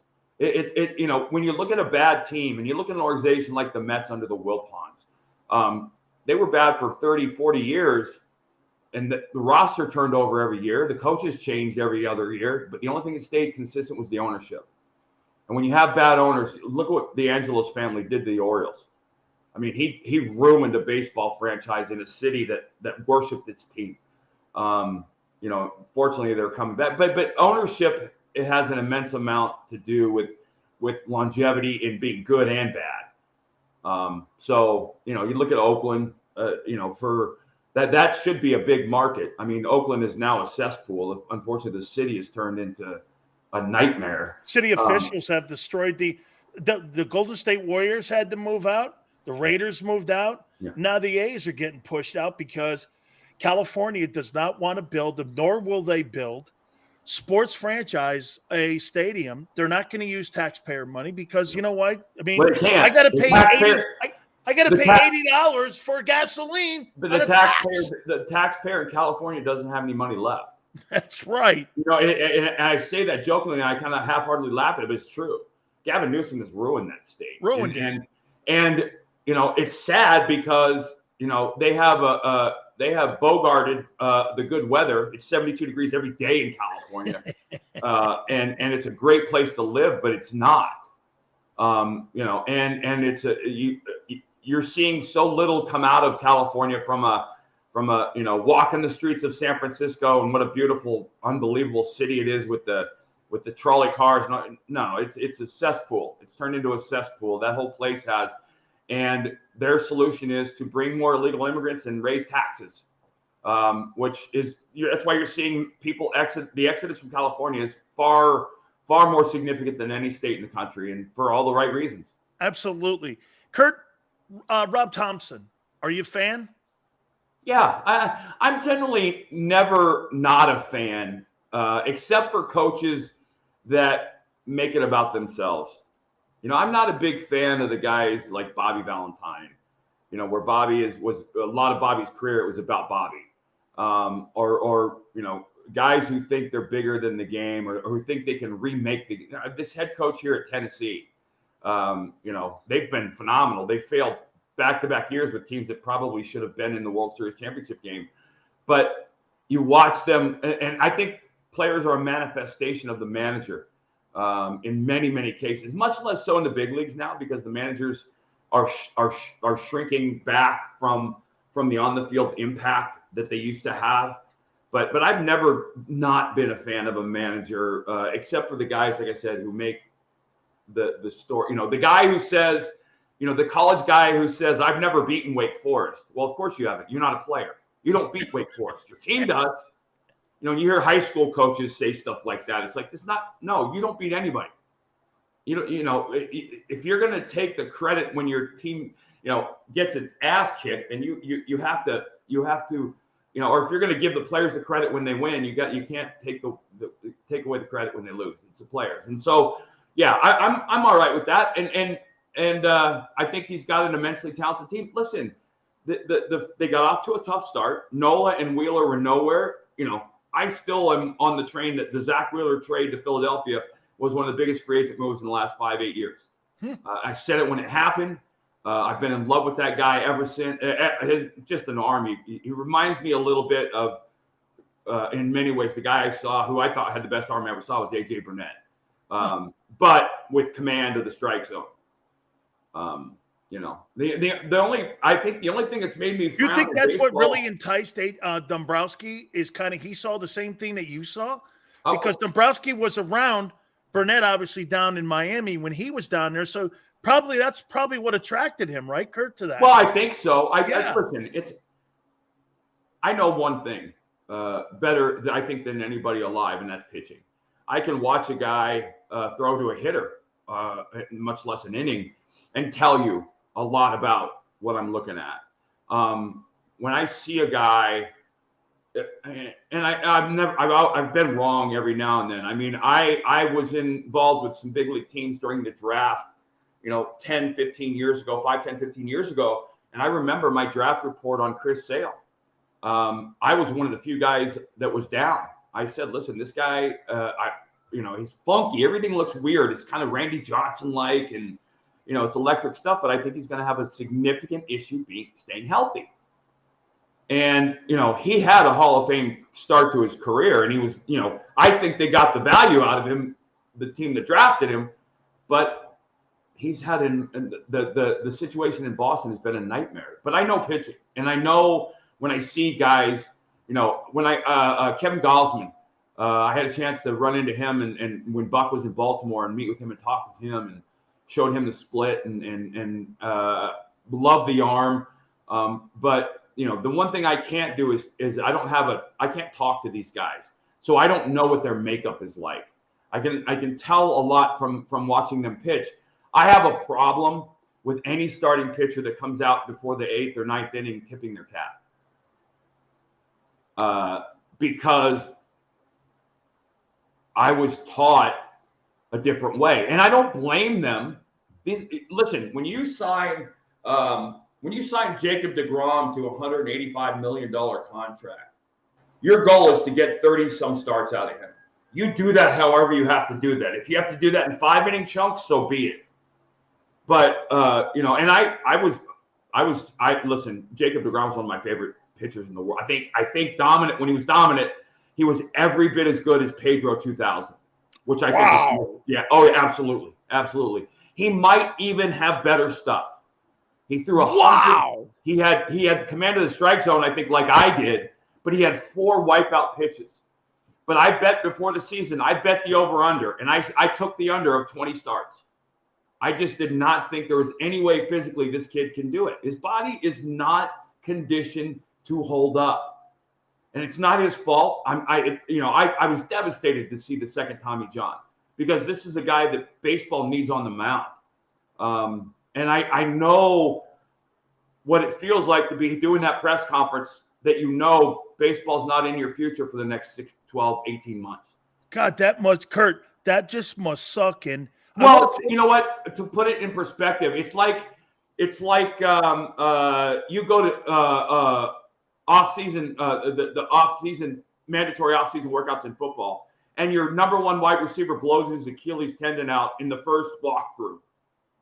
Like, I can't even fathom what that feels like. And I've had injuries and I was out for periods of time, but I got chills just talking about it. I get emotional physically when I see these press conferences because I know what they're feeling.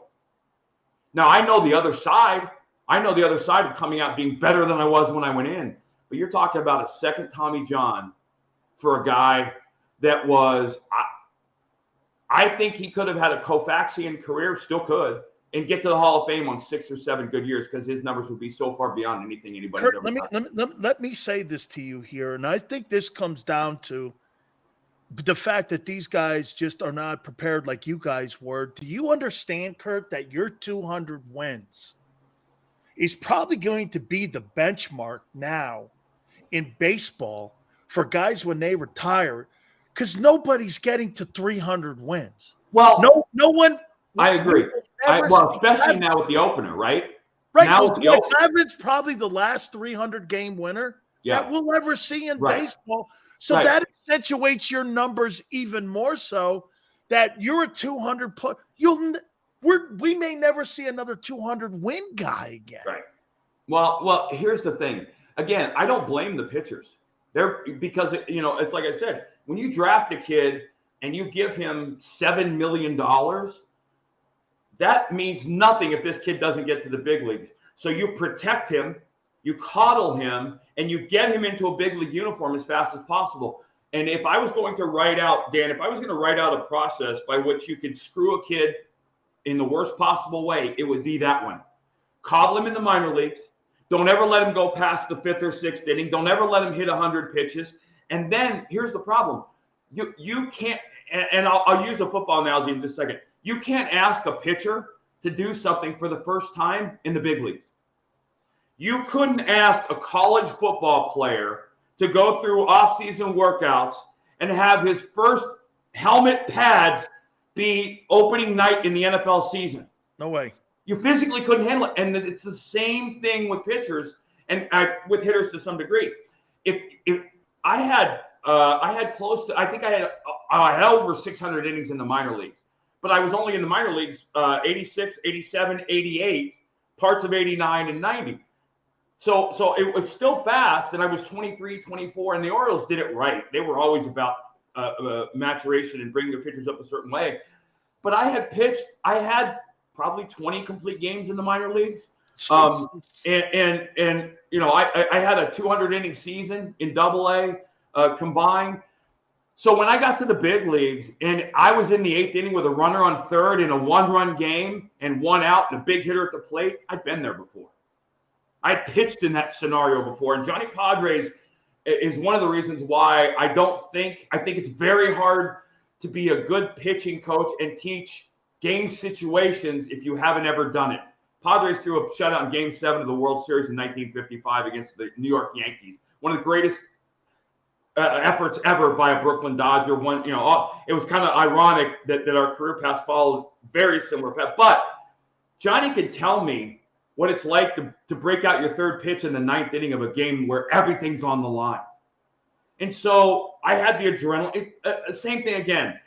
In the NFL, when you go from Game 16, season's over, to Game 1 of the playoffs, it's a different intensity. Absolutely. Right? You can't, and there's nothing I can say to you that's going to get you ready. I can tell you all I want, but until your fingers are in the dirt and the snap count's being called in a playoff game, you don't understand it. And when you get that first play and you're sitting on your ass, you're like, okay, this game's a little bit harder and faster today than it was last week because it means more. It's everything. You're playing win or go home football. I played win or go home baseball in the minor leagues. I can remember, and he's still a dear friend of mine. My second year coach, Dick Verdino in Greensboro, North Carolina, we were in Savannah, Georgia playing, and I had punched out 14 guys through 8 innings, and I was winning 1-0 in the game. And after the top of the 9th finished, I hid myself in the corner of the dugout, and as soon as the last out was made, I sprinted to the mound. And he's looking for me to take me out of the game. And I was like, no. And I punched out the side. It was the most guys ever struck out. I struck out 17. And to this day, it's the story he tells. Like, he tells, and he says it to me. He goes, I'll never forget, man, I'm looking for you. I'm going to pull you out of the game. And here you are out with 120 pitches in the ninth inning of a game in low A ball, and you strike out the side.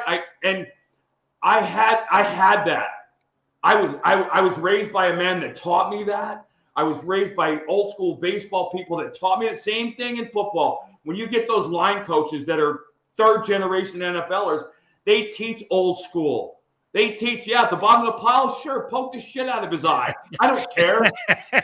but and there's wait, Kurt, don't say that, because there's some snowflakes around. I don't want. Here's the thing, honestly, about the snowflakes. I said this, and I was trying to come up with an analogy. And one of the things that I tell people, especially on my social media, all of the people that come to me with enormous amounts of hate and intolerance and just disgusting, repulsive stuff, all of those people are not supposed to like me, because they stand for everything, and everything they stand for, I hate. I don't hate them. They're not worth the effort. But I hate what they stand for. Kurt, I said this, man. That's a reason that there's more people in the stands than there are on the field. Well, exactly right. And here's the thing. That their disapproval means that I'm living life morally, ethically right. I'm living with honor. I'm living with integrity. Doesn't mean I don't sin. Doesn't mean I don't screw up. As much as I talk, I screw up hourly. But the fact of the matter is, I think God knows I'm trying to do the right thing.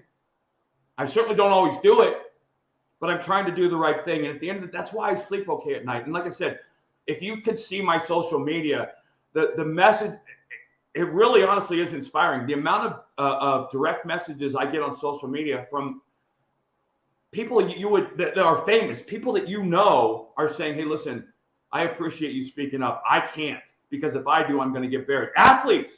Oh, I admire you, dude. I love, and I know. But I know you get the same thing. You get the same people saying, thank you for being my voice.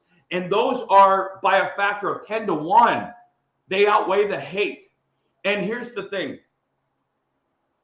If what you stand for doesn't cost you, then you're not standing for anything.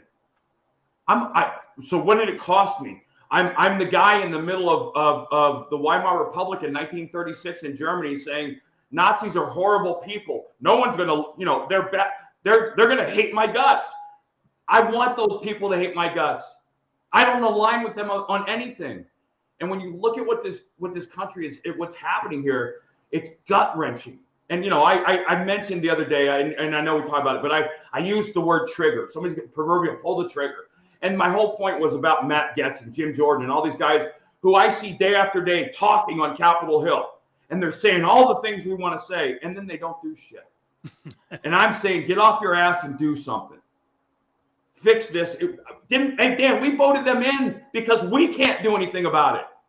We put you in office so you could. Now shut up and do something, or get the hell out of the way and somebody that can. Let me. Two last questions here for you, Kurt. I got to tell you a story, and I don't think I've told you this. I was raised in Stamford, Connecticut, and Jackie Robinson, when I was a kid, my dad played golf with him, and Jackie lived in Stamford. Really? And me and Gary Cobb, who was a football player who did. I know Gary Cobb. Gary and yeah, he was a radio guy, right? Yeah, we're both Stanford guys, and when we were younger, Jackie Robinson would come to Little League anyway. And to see what the Dodgers did last Friday,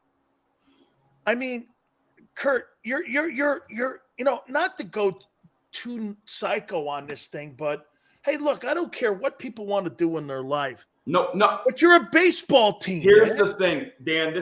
So first of all, the Dodgers were having a pride night. A Catholic group of fans said, hey, we're offended by these group. People are offensive. They kicked them out. That group, which is a group of there's 1.3 billion Catholics in the world. Who do you think there are more of? Catholics or that small trans group of offensive people? Excuse me, no. And here, like you said, and this goes to the whole subject. I don't care. I don't either. Here's the thing. And that's the problem. We don't care as much as they want us to about their problems. I don't care who you sleep with. I don't care who you worship. I don't care what you wear. I don't care about any of those things. Bring it into my school to my kid. I care. You make me, you want a set of laws to make me speak, to make you happy? Bullshit. I First, Second, Third, and Fourth Amendments, read them, figure them out.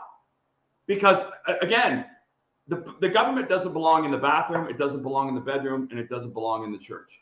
The government is here to provide security for its citizens and an infrastructure, which we pay taxes for. All this other bullshit, this is what we're watching right now is we're heading towards tyranny again. I really believe, honest to God, Dan, and think about your entire life. Have you ever been able to sit down and say something confidently predictable, prediction-wise? I think we're going to see martial law in this country or in this hemisphere in the next 12 months. Wow. I think there's going to be an event or an incident created by the powers that be that will create a situation where martial law, I think COVID was the test run. I think what's happening to Trump, if it doesn't work, and I don't think it's going to work because we now know that it's complete fabrication and like everything else is bullshit. You think when they lock Trump up, that'll be the... I don't know. I don't think they're going to be able to. I think when he gets free of this and he's running, I think because if he runs, he wins. I think he wins in a landslide. If he runs, I think that they'll find a way to shut everything down. Or God forbid, I honestly, and I hate to say it like this, now that we know about the stuff with Kennedy and that there was the CIA, the stuff that they're releasing shows that they were involved in that whole thing. But I think that now that we're reading those, and here's the thing, people that were labeled conspiracy nuts are actually now turned out to be truth tellers. And that's Robert Kennedy has been really, without a doubt. That leads me into this, Kirk. Before I ask about your show, have you enjoyed going into the media? And because were you a media accessible guy when you played? Yeah. Do you enjoy doing it now and having a platform like you do on Outkick with Travis and his group there? Clay Travis and his Outkick, which is very, very huge. Do you enjoy it, like with now what you're doing? So, a couple things. When I was in high school, I failed every oral report I was ever assigned because I was terrified of standing up front and talking to people. Huh. When I got to the big leagues, thankfully, I had a class in the minor leagues about media awareness, and I realized that the media was part of my job. And so I stood at my locker for 400 some starts, win, lose, or draw, and answered every question from every reporter, even really stupid ones. And I was very accessible. I was a quotable guy because, and it wasn't because I wanted to be in the paper, it was because I had passion. If you're going to ask me a question, I'm not going to give you a yes/no answer because life is a lot deeper than yes or no in many ways. And so if you're asking me something and by the way, you will never be confused on my opinion. You will never be confused where I stand on a subject. You might not like it. In fact, you probably won't like it in some cases, but that's okay. I was never a mystery to people. A lot of times they would ask questions because they needed me to give them the answer. They knew I was going to give them so that they could write the blow-up piece they were going to write about what an idiot I am. But at the same time, here, I recognized, as you did, there are members of the media and there are good people, and they're not the same thing. There are a lot of really good members of the baseball media, Jason Stark and Tim Kirkchin and Ken Rosenthal, and guys who were fans before they were writers, and I didn't have a problem with them writing bad stuff about me as long as it was true. What I did have a problem with was the liars and the manipulators, the phonies, the Shaughnessy's of the world, George Keane, just really bad people who I knew lied. The Bob Hyman, and there's another one in New York. I can't remember his name. And he's Madden? Terrible. Huh? Madden? No, he's a writer. He's a beat writer for the Yankees. But anyway, I was on the other side of their lies. So I know they lie. And I know they make stuff up. And I know now on this side of it, 9 out of the 10 stories that start with a team source or an unnamed player are lies. They're made up because no one's going to call them on it. They're only going to call the story. Oh my God. The next day, it's not going to be a question. How did you get an unnamed player? Because I know half the guys that use those sources, players don't talk to. Nobody's going to be an unnamed player for this guy. He's an asshole. Wait a minute, Kurt. Are you saying that media guys make stories up and lie? And they did it because, and I realized why later in my career, if you think about it. You've got, and it happens in the NFL too, you've got college graduates with PhDs or whatever the hell they have in journalism. They're making $65,000 a year, standing in front of a kid from the Dominican who speaks 5 words of English, and he's got $150 million in the bank. The bitterness and the jealousy is real. Oh. And you can see it. And it's the same thing in the NFL. You feel it. Let me ask you something. It's funny because we talk about this systemic racism. Why in the hell is 86% of the NFL sports media white males when 80% of the athletes in the sport are black? Because maybe it's because that systemic racism is pretty much owned by the left. Well, I'll tell you what, Kurt, do me a favor. I'm up against the post here. Tell folks how they can watch your show at Outkick. So many people now are involved with Outkick. Yep. It's a truly great platform. Let folks know. Yep. Outkick Clay Travis started Outkick, and it really has a kind of a Barstool, Portnoy roots kind of thing. Self-made Clay is obviously a very conservative guy who found that balance line of talking about politics inside of sports, but still talking about sports. At Outkick, we've got Candace. I mean, there's tons of people that are associated with Outkick and that are conservative voices. And I think Riley Gaines is getting involved now as well. But Outkick.com is the website. If you go into the website on the right side of the top, you'll see shows. The Kurt Schilling Baseball Show airs every Tuesday and Friday. It is pretty much, for the most part, 100% baseball. I interviewed John Papelbon last week, caught up with him. Peter Gammons yesterday, which will be aired later on. I've talked to different players. I'm going to talk to John Lester. Hopefully Roger Clemens pretty soon.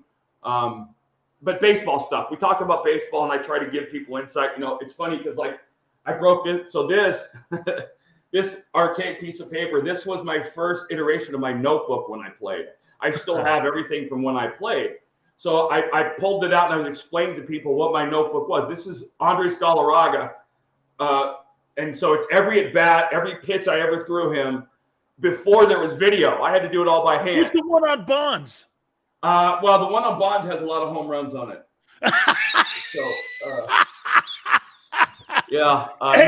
Nine to be exact. Hey, Kurt, I want to leave you with this stat. I found this in 2004. Bonds had 373 at bats, and in 2004 he reached base safely 376 times. Yeah.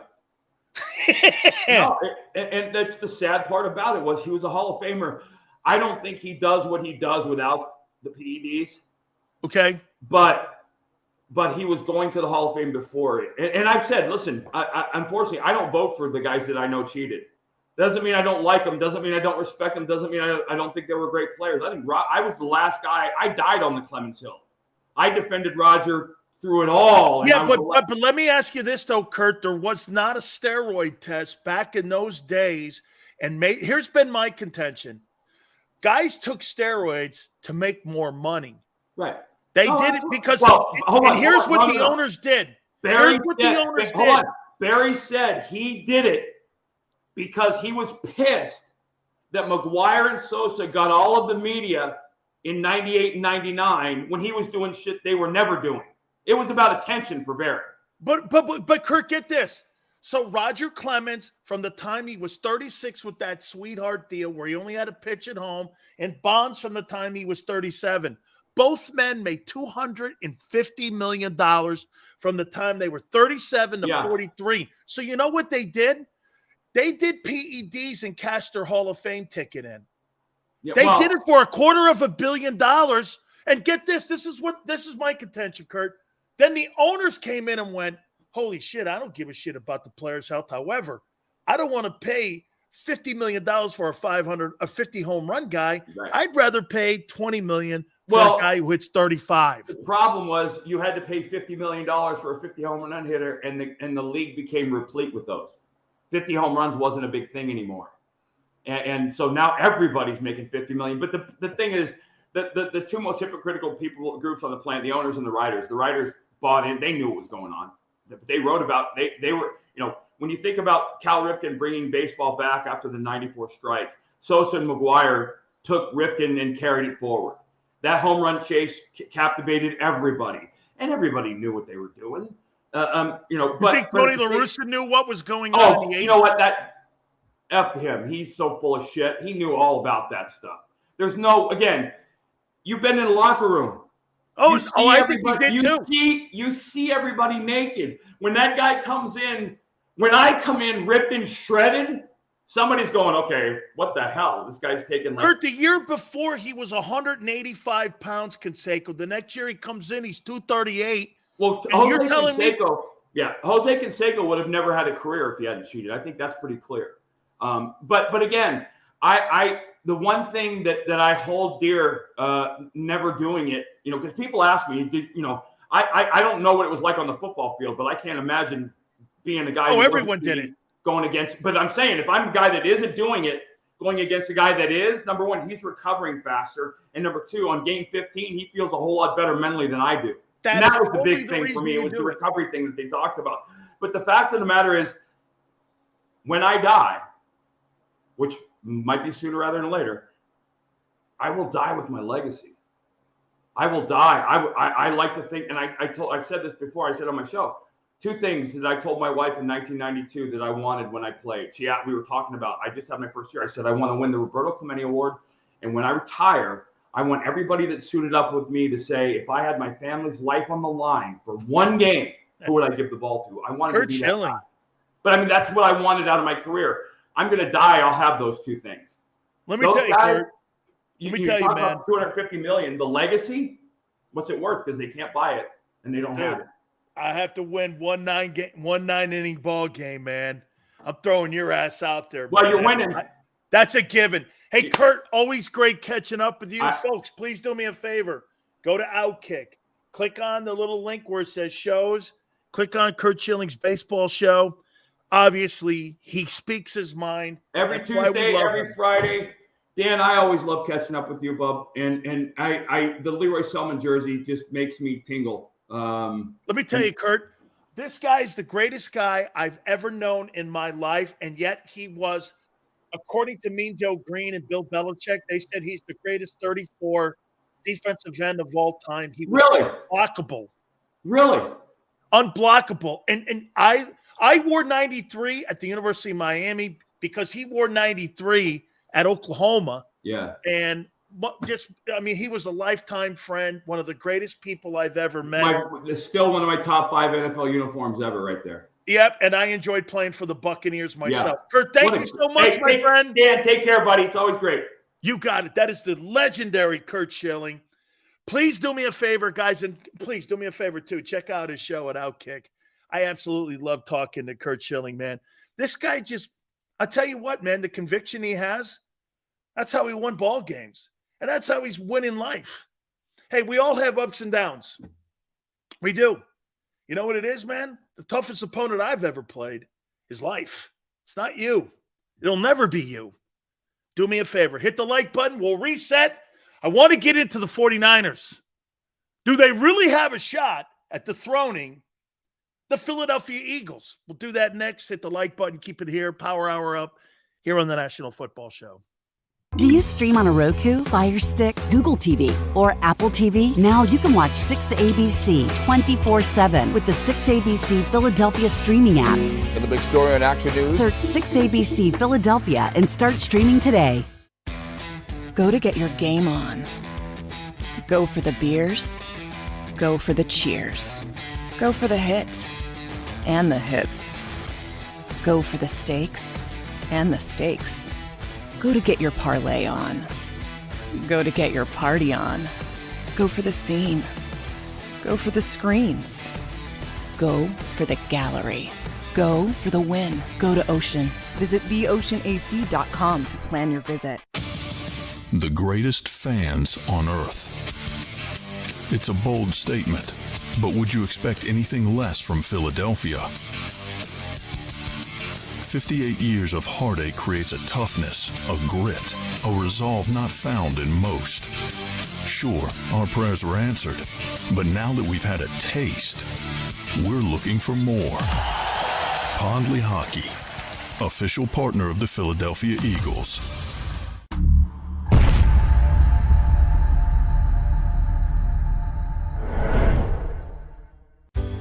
Go passionately. Go fearlessly. Go confidently. Go Birds! Go confidently towards your goals with First Trust, Philly's hometown bank for nearly 90 years, and the official bank of the Philadelphia Eagles. We're focused on getting you over the goal line. So go with conviction, go with trust, Go Birds! and go forward with us by your side. First Trust Bank, the official bank of Philadelphia Dreams. Oh, and go Birds. All right, did you know I was the Mommy Slam Dunk Champion? Really? Yes, really, don't sound so surprised. Let's see it. Oh, you're ready. All right, here we go. Let's hear the crowd. So go to right, I go to left. Fake 'em out. Mama, go up, She did it. Again? You can't avoid gravity, but United Healthcare can help you avoid financial surprises by helping you compare costs and doctor quality ratings. United Healthcare. Uh-huh.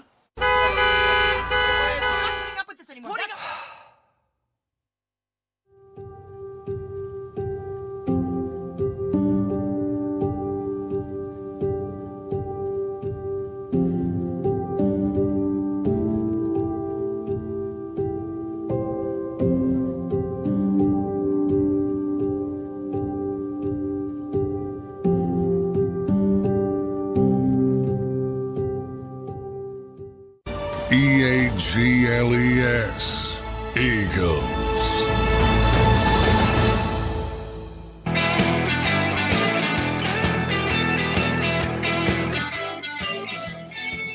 Big Sales Power Hour number 3.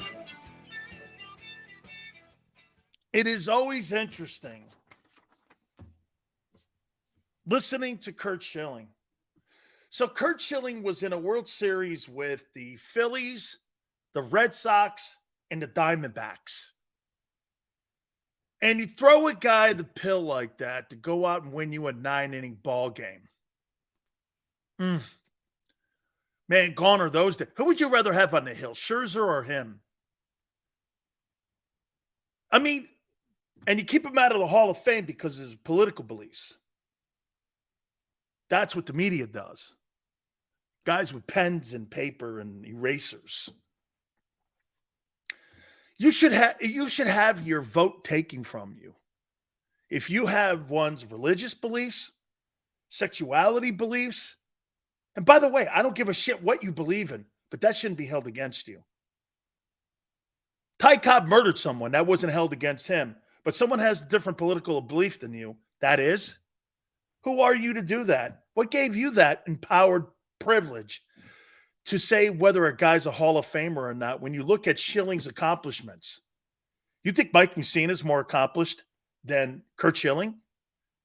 Honest to God, I mean, he's one of the most dominant pitchers in the 90s.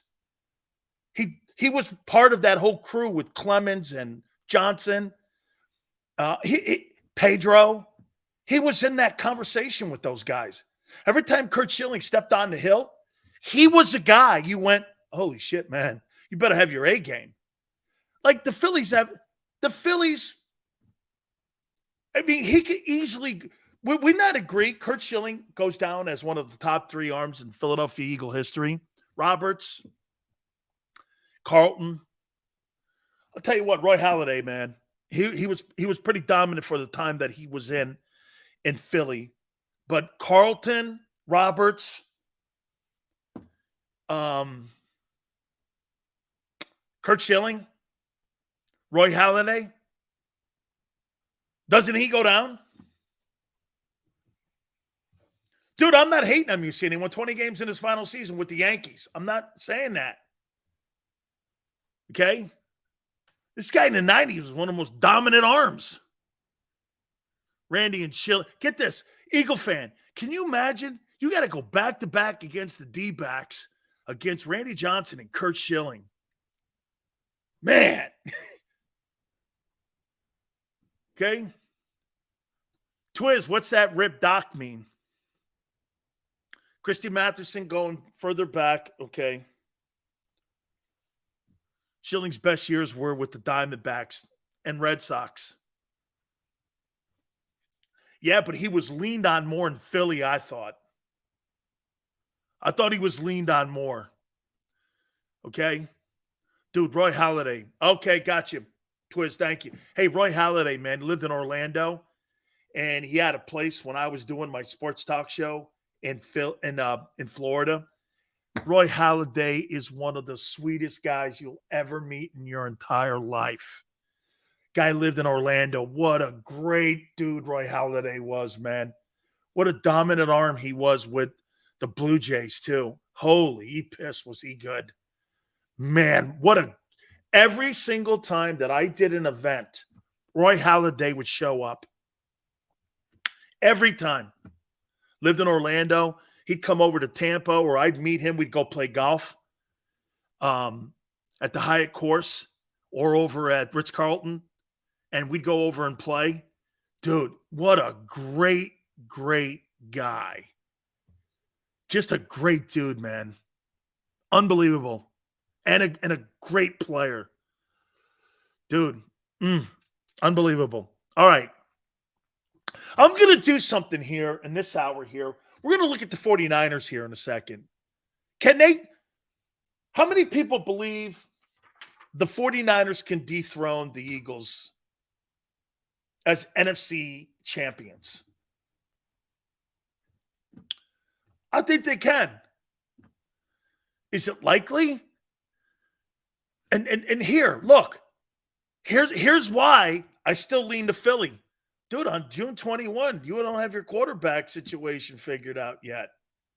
And until you have that thing situated, you're not beating Jalen Hurts and the Eagles. So get this. Here's what the 49ers have to do to get themselves in a conversation where they can dethrone them. You're not going to know what your quarterback situation looks like until week 8. And whether or not it's made an impact. The Eagles already know. They're 2 years. The Eagles are 2 years ahead of your progress in quarterback. The 49ers are behind. They're not behind in roster. They're not behind in coach. But you're behind at the most important position. Has it been an impact? The only reason that the San Francisco 49ers battle out for the Super Bowl and battle out for the NFC title every year is because the NFC sucks. The 49ers could never do this in the AFC. Why? Because you're not beating those quarterbacks. Here, if Jalen Hurts and the Eagles can't beat Mahomes, you're not beating those guys too. With Brock Purdy and Christian McCaffrey. You're not. You are not beating those teams with those quarterbacks. I don't care how good your roster is. You're not beating them. You're just not. So instead of doing my receiver list, I want to get to the 49ers here. Because the 49ers have been whining so much. The 40-whiners, actually. These guys have been crying so much. And they believe that the 49ers have a chance to beat the Eagles. Let's take a look at this. And let's see how you match up with some. And by the way, I'm looking at your roster today on June 21 versus the teams that you're going to play and how I see the matchup and whether or not I think it's a good or bad matchup for you. Okay? So obviously things can change. Things will change because of injuries. The 49ers are notorious for injuries. Okay? All right. So they open up with the Steelers. Good pass rush, good secondary in Pittsburgh. The quarterback can't move the chains. The quarterback is not going to be able to move the sticks against the 49er defense. The Steelers are a great opening week game for them. You got an inability at the quarterback. Kenny Pickett is not good. He's okay. You can't be okay and beat San Francisco. You are not beating the 49ers with Kenny Pickett and that defense. Not happening. Not happening. Your offensive line is getting better in Pittsburgh. Bose is going to go nuts. You're not beating that team. Pittsburgh is getting better, like I said. Najee Harris can run the ball, but the two inside tackles plus the edge rushers in line, not a chance. There's not a chance. You beat the 49ers in week 1. Just not. And it's at Pittsburgh, which gives you 3 points. Still not going to be enough. You play the Rams in Los Angeles. Sean McVay has a great record against San Francisco. Do you have enough to rush the passer? Yes, you got Donald. But you lose Ramsey in the exchange at corner. Your O-line is not good enough to stop San Francisco's D-line. Who's covering Debo? Who's covering Kittle? Who's covering Christian McCaffrey? Man, I think they destroyed the Rams in week 2. Who are you? Your defense is terrible in Los Angeles. There is not a chance in hell the Rams win that game. Not a chance. Got the Giants at home in Santa Clara. What do they have? You got a tight end that will be covered by Fred Warner, and the other guy they have was pretty good. They got a good left tackle, so he'll cover Bosa.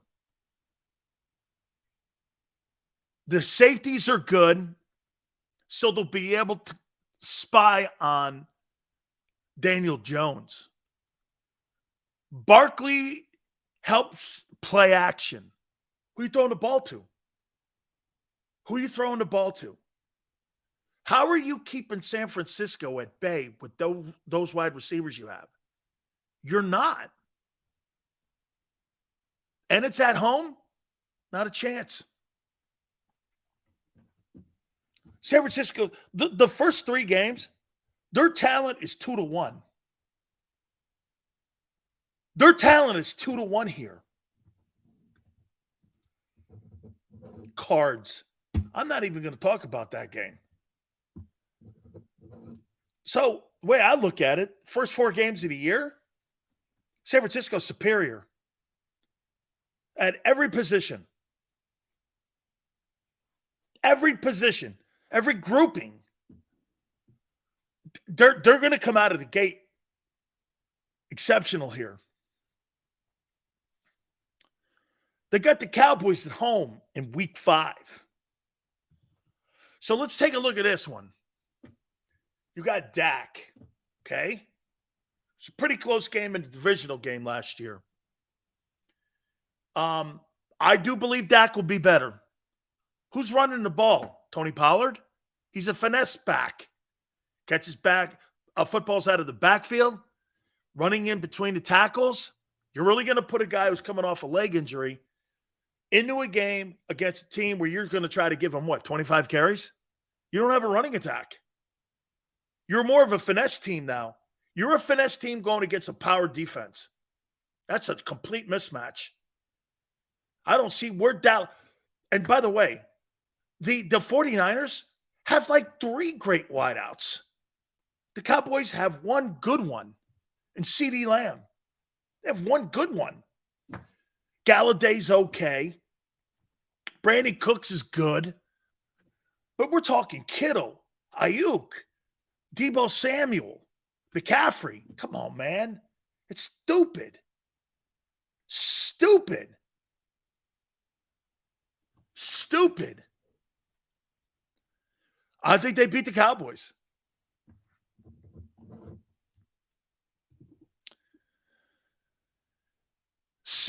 week 6, this is going to be a good one here. At the Browns. 49ers at the Browns. Oof. Okay?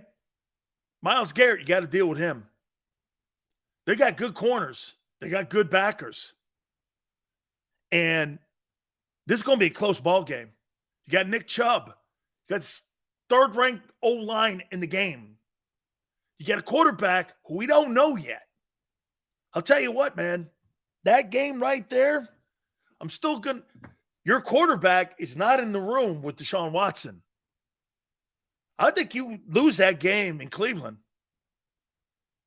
because you're not going to be – dude, they're a good football team. I think Cleveland wins that game against San Francisco.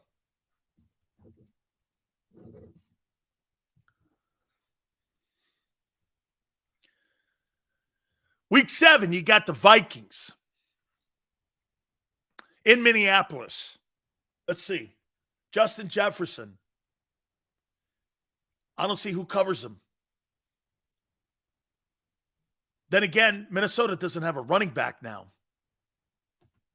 Who's running the ball there?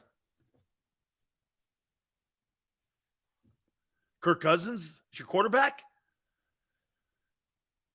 San Francisco blasts this team. They're not losing that to Minnesota, even on the road. It's a great football game here. Week 8. Bengals and 49ers. Whew. Man, what a good football game this is. Burrow is superior than anything San Francisco has in their quarterback room.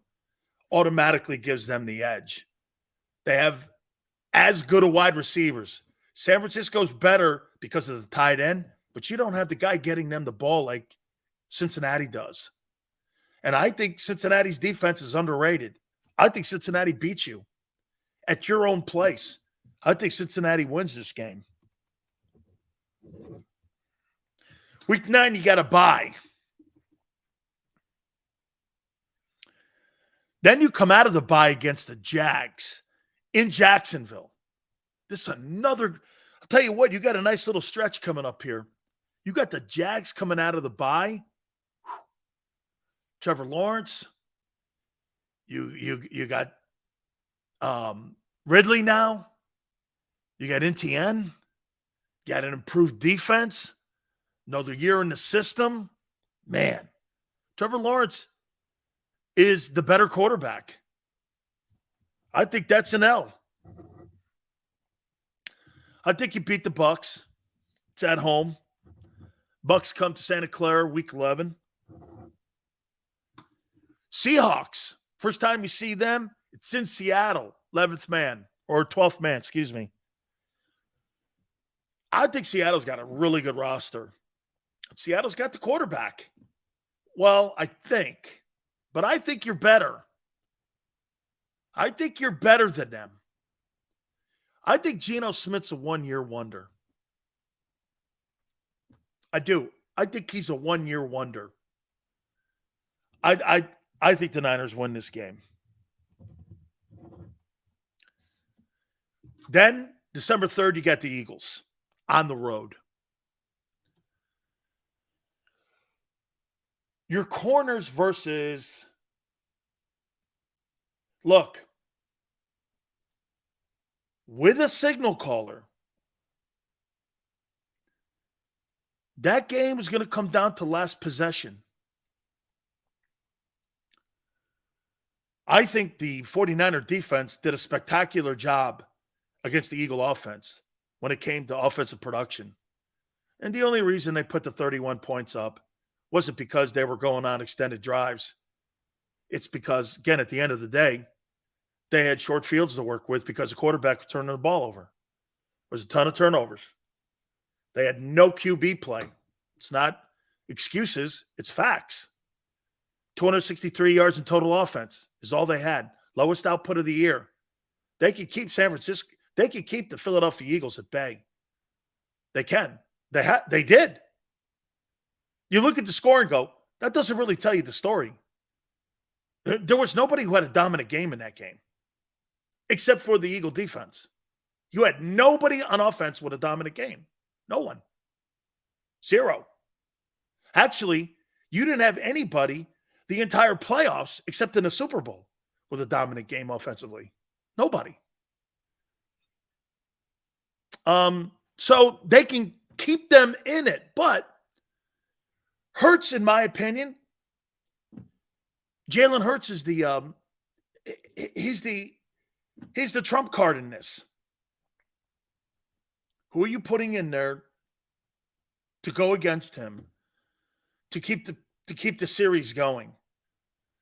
And how about this? A healthy Brock Purdy versus a healthy Jalen Hurts. Let's just say both guys are healthy. I'm going with Hurts. I'm not going with Brock Purdy. Brock Purdy had a nice run. That doesn't necessarily mean because you go on a nice run. Cooper Rush went on a nice run. What's that thing? Okay, at the end of the day, kid, this is one of Tone's lines. Putting your name on the test, this doesn't mean you passed it. Hey, he had a great run, won a divisional game. Fantastic. Right. Well, okay. With that roster, you better be good. All right? How do you think the O-line dominated that football game when you only had 260 yards in offense? It was your lowest output. Dominated? I wouldn't call dominated them. They had turnovers. The defense dominated. You didn't dominate anything on offense. That was not an offensive dominated game when you look at players with numbers or statistically. Third downs, your first downs were not very good. They did a good job. For not having a quarterback and 1.3 billion and outs, they did a nice job. Did the 49ers cross the 50-yard line at all? Okay. I think the Eagles win this game. So that's an L.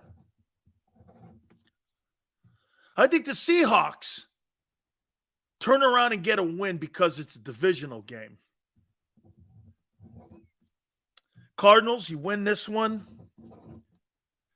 Shit, man. Week 16, all beat up. You got the Ravens at home. Wow, is that going to be a great game? I'm going with Lamar in that game. Commanders, you win that one. Then you got the stupid-ass Rams. 1, 2, 3, 4, 5, 6, 7, 8, 9, 10, 11, 12. All right? Of the 17 games, 12 of those games, you're going to have the upper hand, how I look at it. And that's going to be a result of you being in the conversation for hosting home field. See, you got a lesser schedule than the Eagles do. Why you may win home field and lose to the Eagles still. Because the NFC West is not going to be what the NFC East is. Because they've got Dallas in there. The second best team in the West is Seattle. Seattle may be a 10-win team, but I don't think they're better than Dallas. Dallas, to me, is, I think, the third best team in the NFC. So you got the 1 and 3rd best teams in the NFC in one division. That means something. Okay? But still, they played with 10 players. Oh, yeah, I should deduct something because they cry a lot, right? They cry a lot. Hey, I think Washington's going to be a handful. I do. I think Washington's going to be a handful. The defense was more physical than the 49ers. Yeah, you knocked the quarterback out. Totally get kudos for that. You made the biggest play in the game was Hassan Reddick destroying Purdy. And that's not an accident. Well, if he doesn't get, well, guess what? Welcome to the NFL and welcome to tackle football. Don't you love that? Well, if Purdy didn't get hurt, well, if we were talking tennis or golf or pickleball or something like that, okay, you're right. But welcome to tackle football. People get hurt in tackle football. It's why we call it the war of attrition. Don't you love that? Well, if Purdy didn't get hurt. What do you mean if Purdy didn't get hurt? This isn't ping pong. Okay? I mean, you get hurt in a ping pong game, you're like, yeah, you know, the guy got hurt in ping pong. This is tackle football. This is tackle football.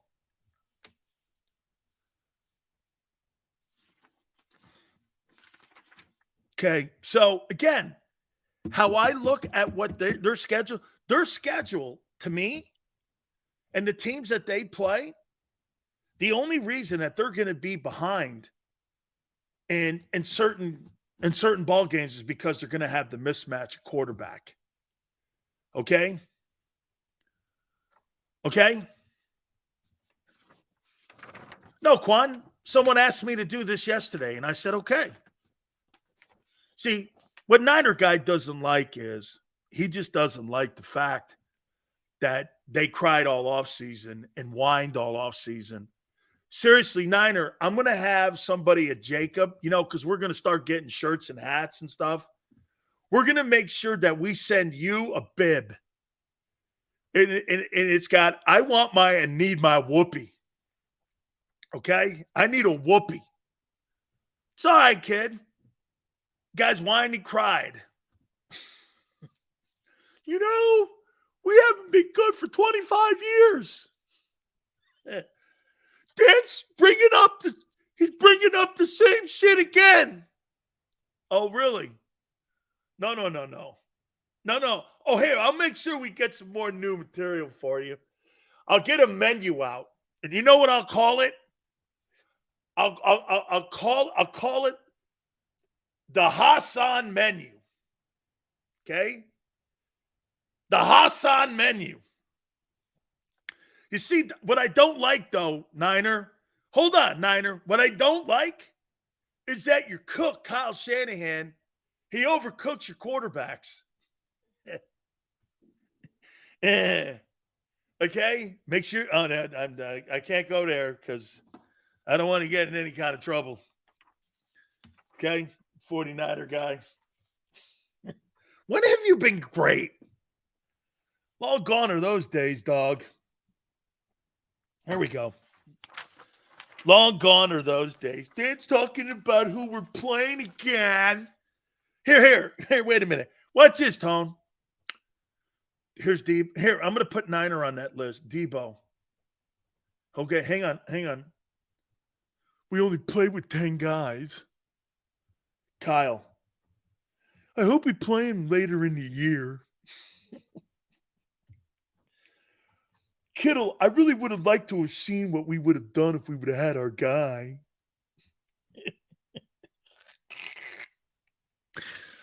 The Eagles are overrated. And I saw Brandon Graham yesterday, man. He's right. He goes, just let these guys cry, man. It's great watching grown men moan and cry and bitch and make excuses up for losing. And here's Niner. You got to get me some more new material. The new material, all you have to do is cover the Niners. It's new material every day. I really like the way the guy handles pressure. He's the starter somewhere else, but not here. Come on, man. I mean, you know, it's San Francisco. You know, we got a good team, Sills. I know. Hang on for a minute. Niner, excuse me for a second. Oh, man. Tone, please excuse me, Tone, for a minute. I'm wiping my 40 whiners. Got my 40 whiner eyes. I'm getting emotional. Look at Niners talking bad about me. There you had your 2 seconds of fame, Junior. So, kid, take the rest of the day off. Talking baseball 2 hours on them. Whatever, guy. No. Once again, Niner, you let me handle the content, and you wave your banners, and you wave your red, white, and blue, and your rainbow flags, and all that other stuff. Okay, you do all the fanning, and I'll do all the preparing. Okay? Let me worry about it. I got it covered. We're good. You get your rainbow flag on and your Niner pennants and all that other stuff, and we're ready to rock here. All right. Someone said something. What was it? Philly 500 yesterday said something to me. Yes. Did I say rainbow? I meant red, white, and blue flag. Excuse me. I meant red, white, and blue flag. I'm sorry. I misspoke. Excuse me. I misremembered. I misremembered, man. I'm sorry. I meant red, white, and blue flag, not rainbow flag. I'm sorry. I misspoke. Way to get my back, James. Way to get my back tone. Yes, you know why? Because they liked it too. All right. So yesterday I heard my friend Philly 500. Okay. I heard him say something about Devontae Smith. And CBS came out with top 10 wideouts in the NFL. Okay. And I thought I'd put my top 10 in here. I do not have Devontae Smith in here yet. Okay. And I debated. I want you to hear them and tell me if he fits in this top 10 over one player. I got Jalen Waddle at 10, Dolphins. I got CeeDee Lamb at 9. He did have 1,300 yards last year. He had a better year. He had a better year than Devontae. CeeDee Lamb had a better year. He had a better year. Is he a better player? I'll debate that in a minute. Number 8, I got Dumbo Samuel, 49ers. There's new content for you there, Niner. Dumbo Samuel hits the big Sills list. That's a good point, JM. Lamb's the only option. I got to put the dude Cooper Kupp in there. Okay? Rams at 7. I got to put another crybaby like Niner in here. Stephon Diggs at 6. Bills. I don't know who cries more, Niner or Stephon Diggs. It's pretty close, man. I don't know who cries more, Niner guy or Stephon Diggs. I'm trying. I think it's pretty close. Yeah, Niner, you remind me of Stephon Diggs. A lot of crying, a lot of whining. It's all right, man. It's okay, guy. Sills needs a lemon seltzer. Gives me agita. Okay, I can't have it. Okay, I can't have it because it gives me too much agita. Number 5, I got A.J. Brown. Eagles, NFC. 4, I got Jamar Chase. Bengals. 3, I got Mr. Personality and Mr. Calm, Tyreek Hill. Dolphins. AFC. I got Devontae Adams. Raiders, 2. And I got Justin Jefferson. Philadelphia. Vikings. Sorry. Number 1. Did I do that? I'm sorry. You know, I think I had a little Tourette's moment there when I said Justin Jefferson. Vikings. I'm going to try it again. Justin Jefferson. Vikings. Vikings. Justin Jefferson. Eagle. I did it again. Yeah. Look at Doza. You did it on purpose. No, I didn't. No, I didn't. How dare you think that I would do that on purpose? You think I would do anything like that on purpose? I mean, seriously. Howie Roseman, Vikings. Or maybe we should do this. The number one wide receiver in the NFL is Jalen Reagor, Vikings. Is he even on the team? Dan, why are you acting like the Eagles have done anything in 57 years, one Super Bowl? Well, I said this, Hollywood, since 2000 that they've dominated the NFC East, and they've actually dominated the NFC. They have more playoff wins than any team in the NFC. Is that right? Am I right when I say that? Yeah. They got more wins in the last 23 years than any team in the NFC. I don't know. Did I misquote something here? Cowboys got 4 wins. Oh! Some of the shittiest teams in the history of the league have more wins. Cardinals, Chargers, Bengals, Jets, Falcons, Bucks, Panthers, all have more wins than the Cowboys do in the last 25 years. Oh, here again, a lot of crying. Too much crying going on, man. Let's see. Then I didn't know second place trophies were a thing. No. You didn't hear me. They have more wins in the playoffs, plus a Super Bowl, and 3 NFC championships in the last 23 years. How many teams have more in postseason play in the NFC? The Giants have 2 Super Bowls. Who else? In the last 23 years. Packers have 1 Super Bowl. Well, here, that's a good point. The Packers have 1 Super Bowl in the last 23 years. The Seahawks have 1 Super Bowl in the last 23 years. 49ers have none. Shit, the Giants got 2. Saints got 1. Rams have 1.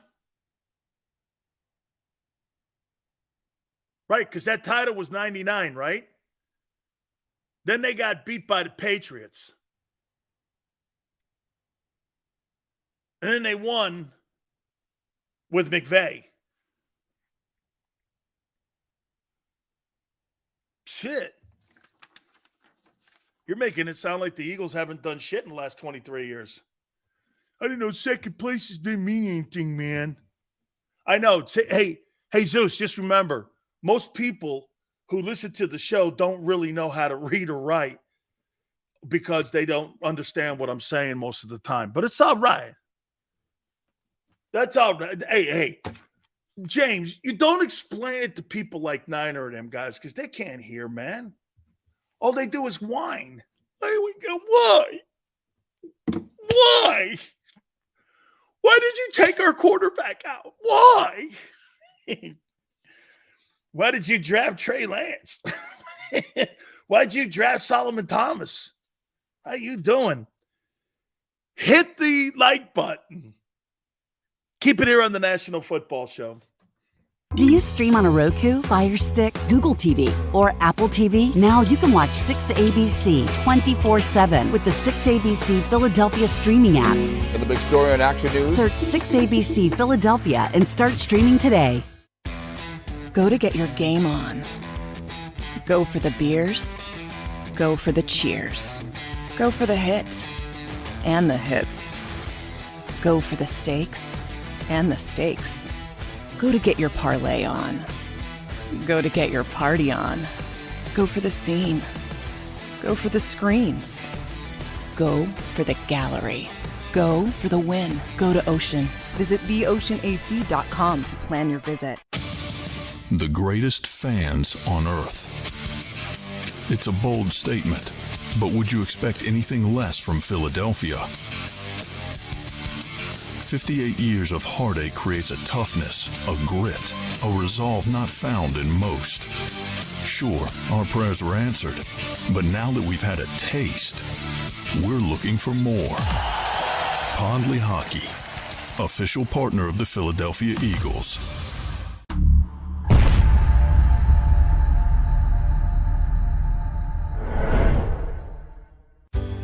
Go passionately. Go fearlessly. Go confidently. Go Birds! Go confidently towards your goals with First Trust, Philly's hometown bank for nearly 90 years, and the official bank of the Philadelphia Eagles. We're focused on getting you over the goal line. So go with conviction, go with trust, Go Birds! and go forward with us by your side. First Trust Bank, the official bank of Philadelphia Dreams. Oh, and go Birds. All right, did you know I was the mommy slam dunk champion? Really? Yes, really don't sound so surprised. Let's see it. Oh, you're ready. All right, here we go. Let's hear the crowd. So go to right, I go to left, fake 'em out. Mama, go up, up, up. She did it. Again? You can't avoid gravity, but United Healthcare can help you avoid financial surprises by helping you compare costs and doctor quality ratings. United Healthcare. Uh-huh.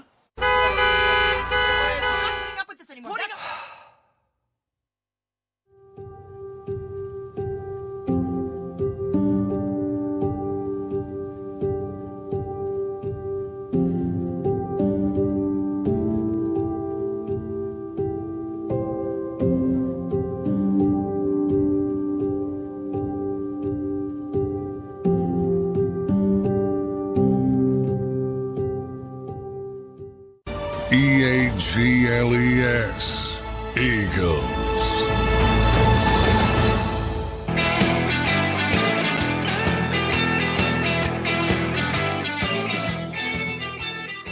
What a riot. Hey, I will say this about Weiner all day long. I will say, you know what Weiner all day long has done? He's created He's created a really good rivalry. This is turning into a pretty good rivalry, man.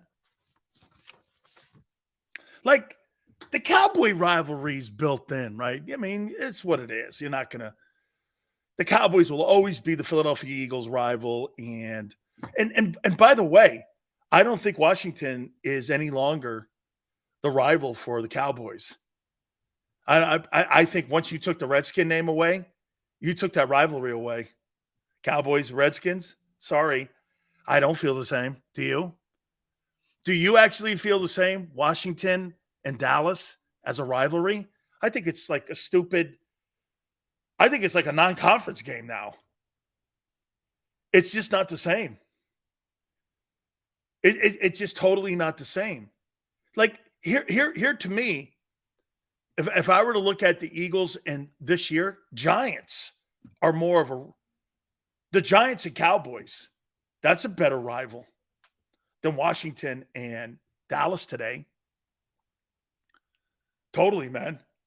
When you took the Washington Redskins name away, you took the entire history of the division with them so that they could be in line with whatever. You completely took that away. It's just not the same. Hey, Washington Commanders, you know what it sounds like? It sounds like an expansion team. Right? When I think of the Washington Commanders, I think of an expansion team. I don't think of the Washington Redskins. I think of them as like a brand new team, like the Panthers or the Jaguars. Like an expansion team. Dude, the rivalry now for the Eagles is Giants and Cowboys and Niners. As a matter of fact, that's probably how it should be and how it's been that way for 25 years. Here are the rivalries. Here are the rivalries now for the Eagles. Ready? Seahawks, Packers? 49ers? Giants? Cowboys? With their 4 big wins. But it's still Cowboys. There's your rival right there. There's your rivalry. If you're the Eagles, Cowboys, Giants, Packers, Seahawks, Niners. The rest of them, big deal. Okay? Quan goes, Niners will never be a rival. Yeah, they will. Look at the crying going on in here. You guys think you're better than us. We are better than you. We won. It's got to be fair to this whole thing here. The San Francisco 49ers legacy in the Super Bowl area, is 10 times your history. You know this. You just don't want to say this. But in the Super Bowl era, the 49er history is superior. I mean, of all the teams in the Super Bowl era, since 1967, since 1967 in the Super Bowl era, who is the number one NFC franchise?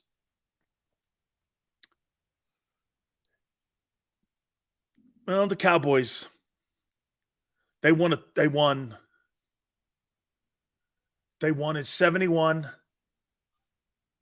They won in 78. They got 5. The 49ers have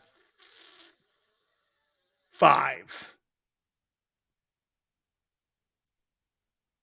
49ers and Cowboys, they have 5.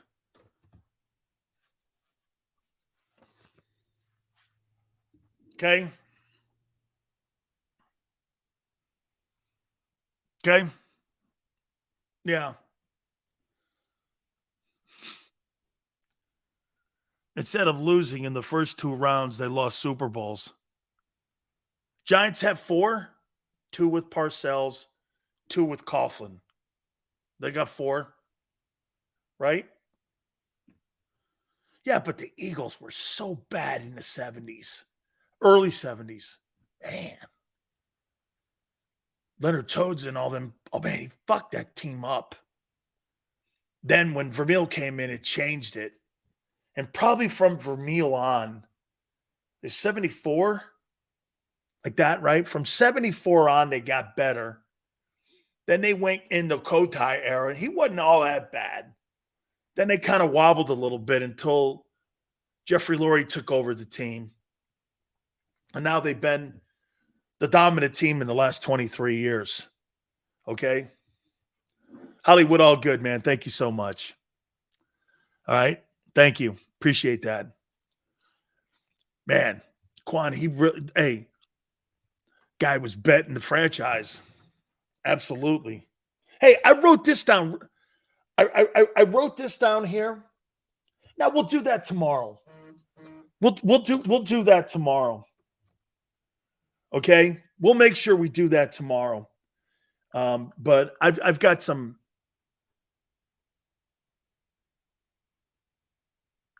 Okay. We'll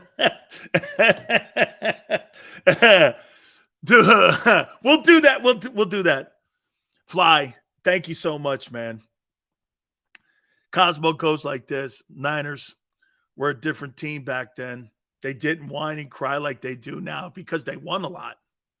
Big Seals covered that team, though, back then. Don't worry. The 40 whiners have always been whiners. They just won a lot of games because they had really good coaches and they had a really great owner. Okay? Absolutely. Vermeil had some great stories. Oh, man. I love Dick Vermeil. I do. A.J. Brown didn't cry when Juju posted that Valentine's Day pic. Look at Niner, man. Even Tone. Hey, I didn't tell you that. Hey, Tone, am I allowed to say this with a head shake? Am I allowed to say that you're going to be kind of around like a particular fan? No? Okay. He's like, no, because I don't want the backlash and no. No, we're not doing that. No. Okay, hey, I don't blame you, man. Because then you know what they'll start calling Tone? Dude, what's up? Really? Really? Okay. Oh. Because Philly guy can never leave. It's like when seen at a Bronx Tale. Now you can't leave. See, once you're in Philly, it's this way. Now you can't leave. Okay? That's why the same hosts are in chairs are just in different rooms sometimes. Hey, you guys were awesome, man. I want to thank Kurt Schilling for coming aboard. You see, Niner, Big Sills take care of all the content here. And you just make sure you get your pom-poms each and every single. I love what he said last week, though, Tone. Hey, we were talking about the schedule last week. I love the fact that you're here every day, man. Thank you so much, man. It's a good thing to know you're here every second of the day. Thank you very much. It's quite an accomplishment. Big Joe, he just sent me a text. I love him, man. Xander, thank you very much. Tone, huh? Okay. Thank you so much, Tone. It's great to have you back. Till tomorrow, 3 to 6 Eastern. We'll catch you on the flip side.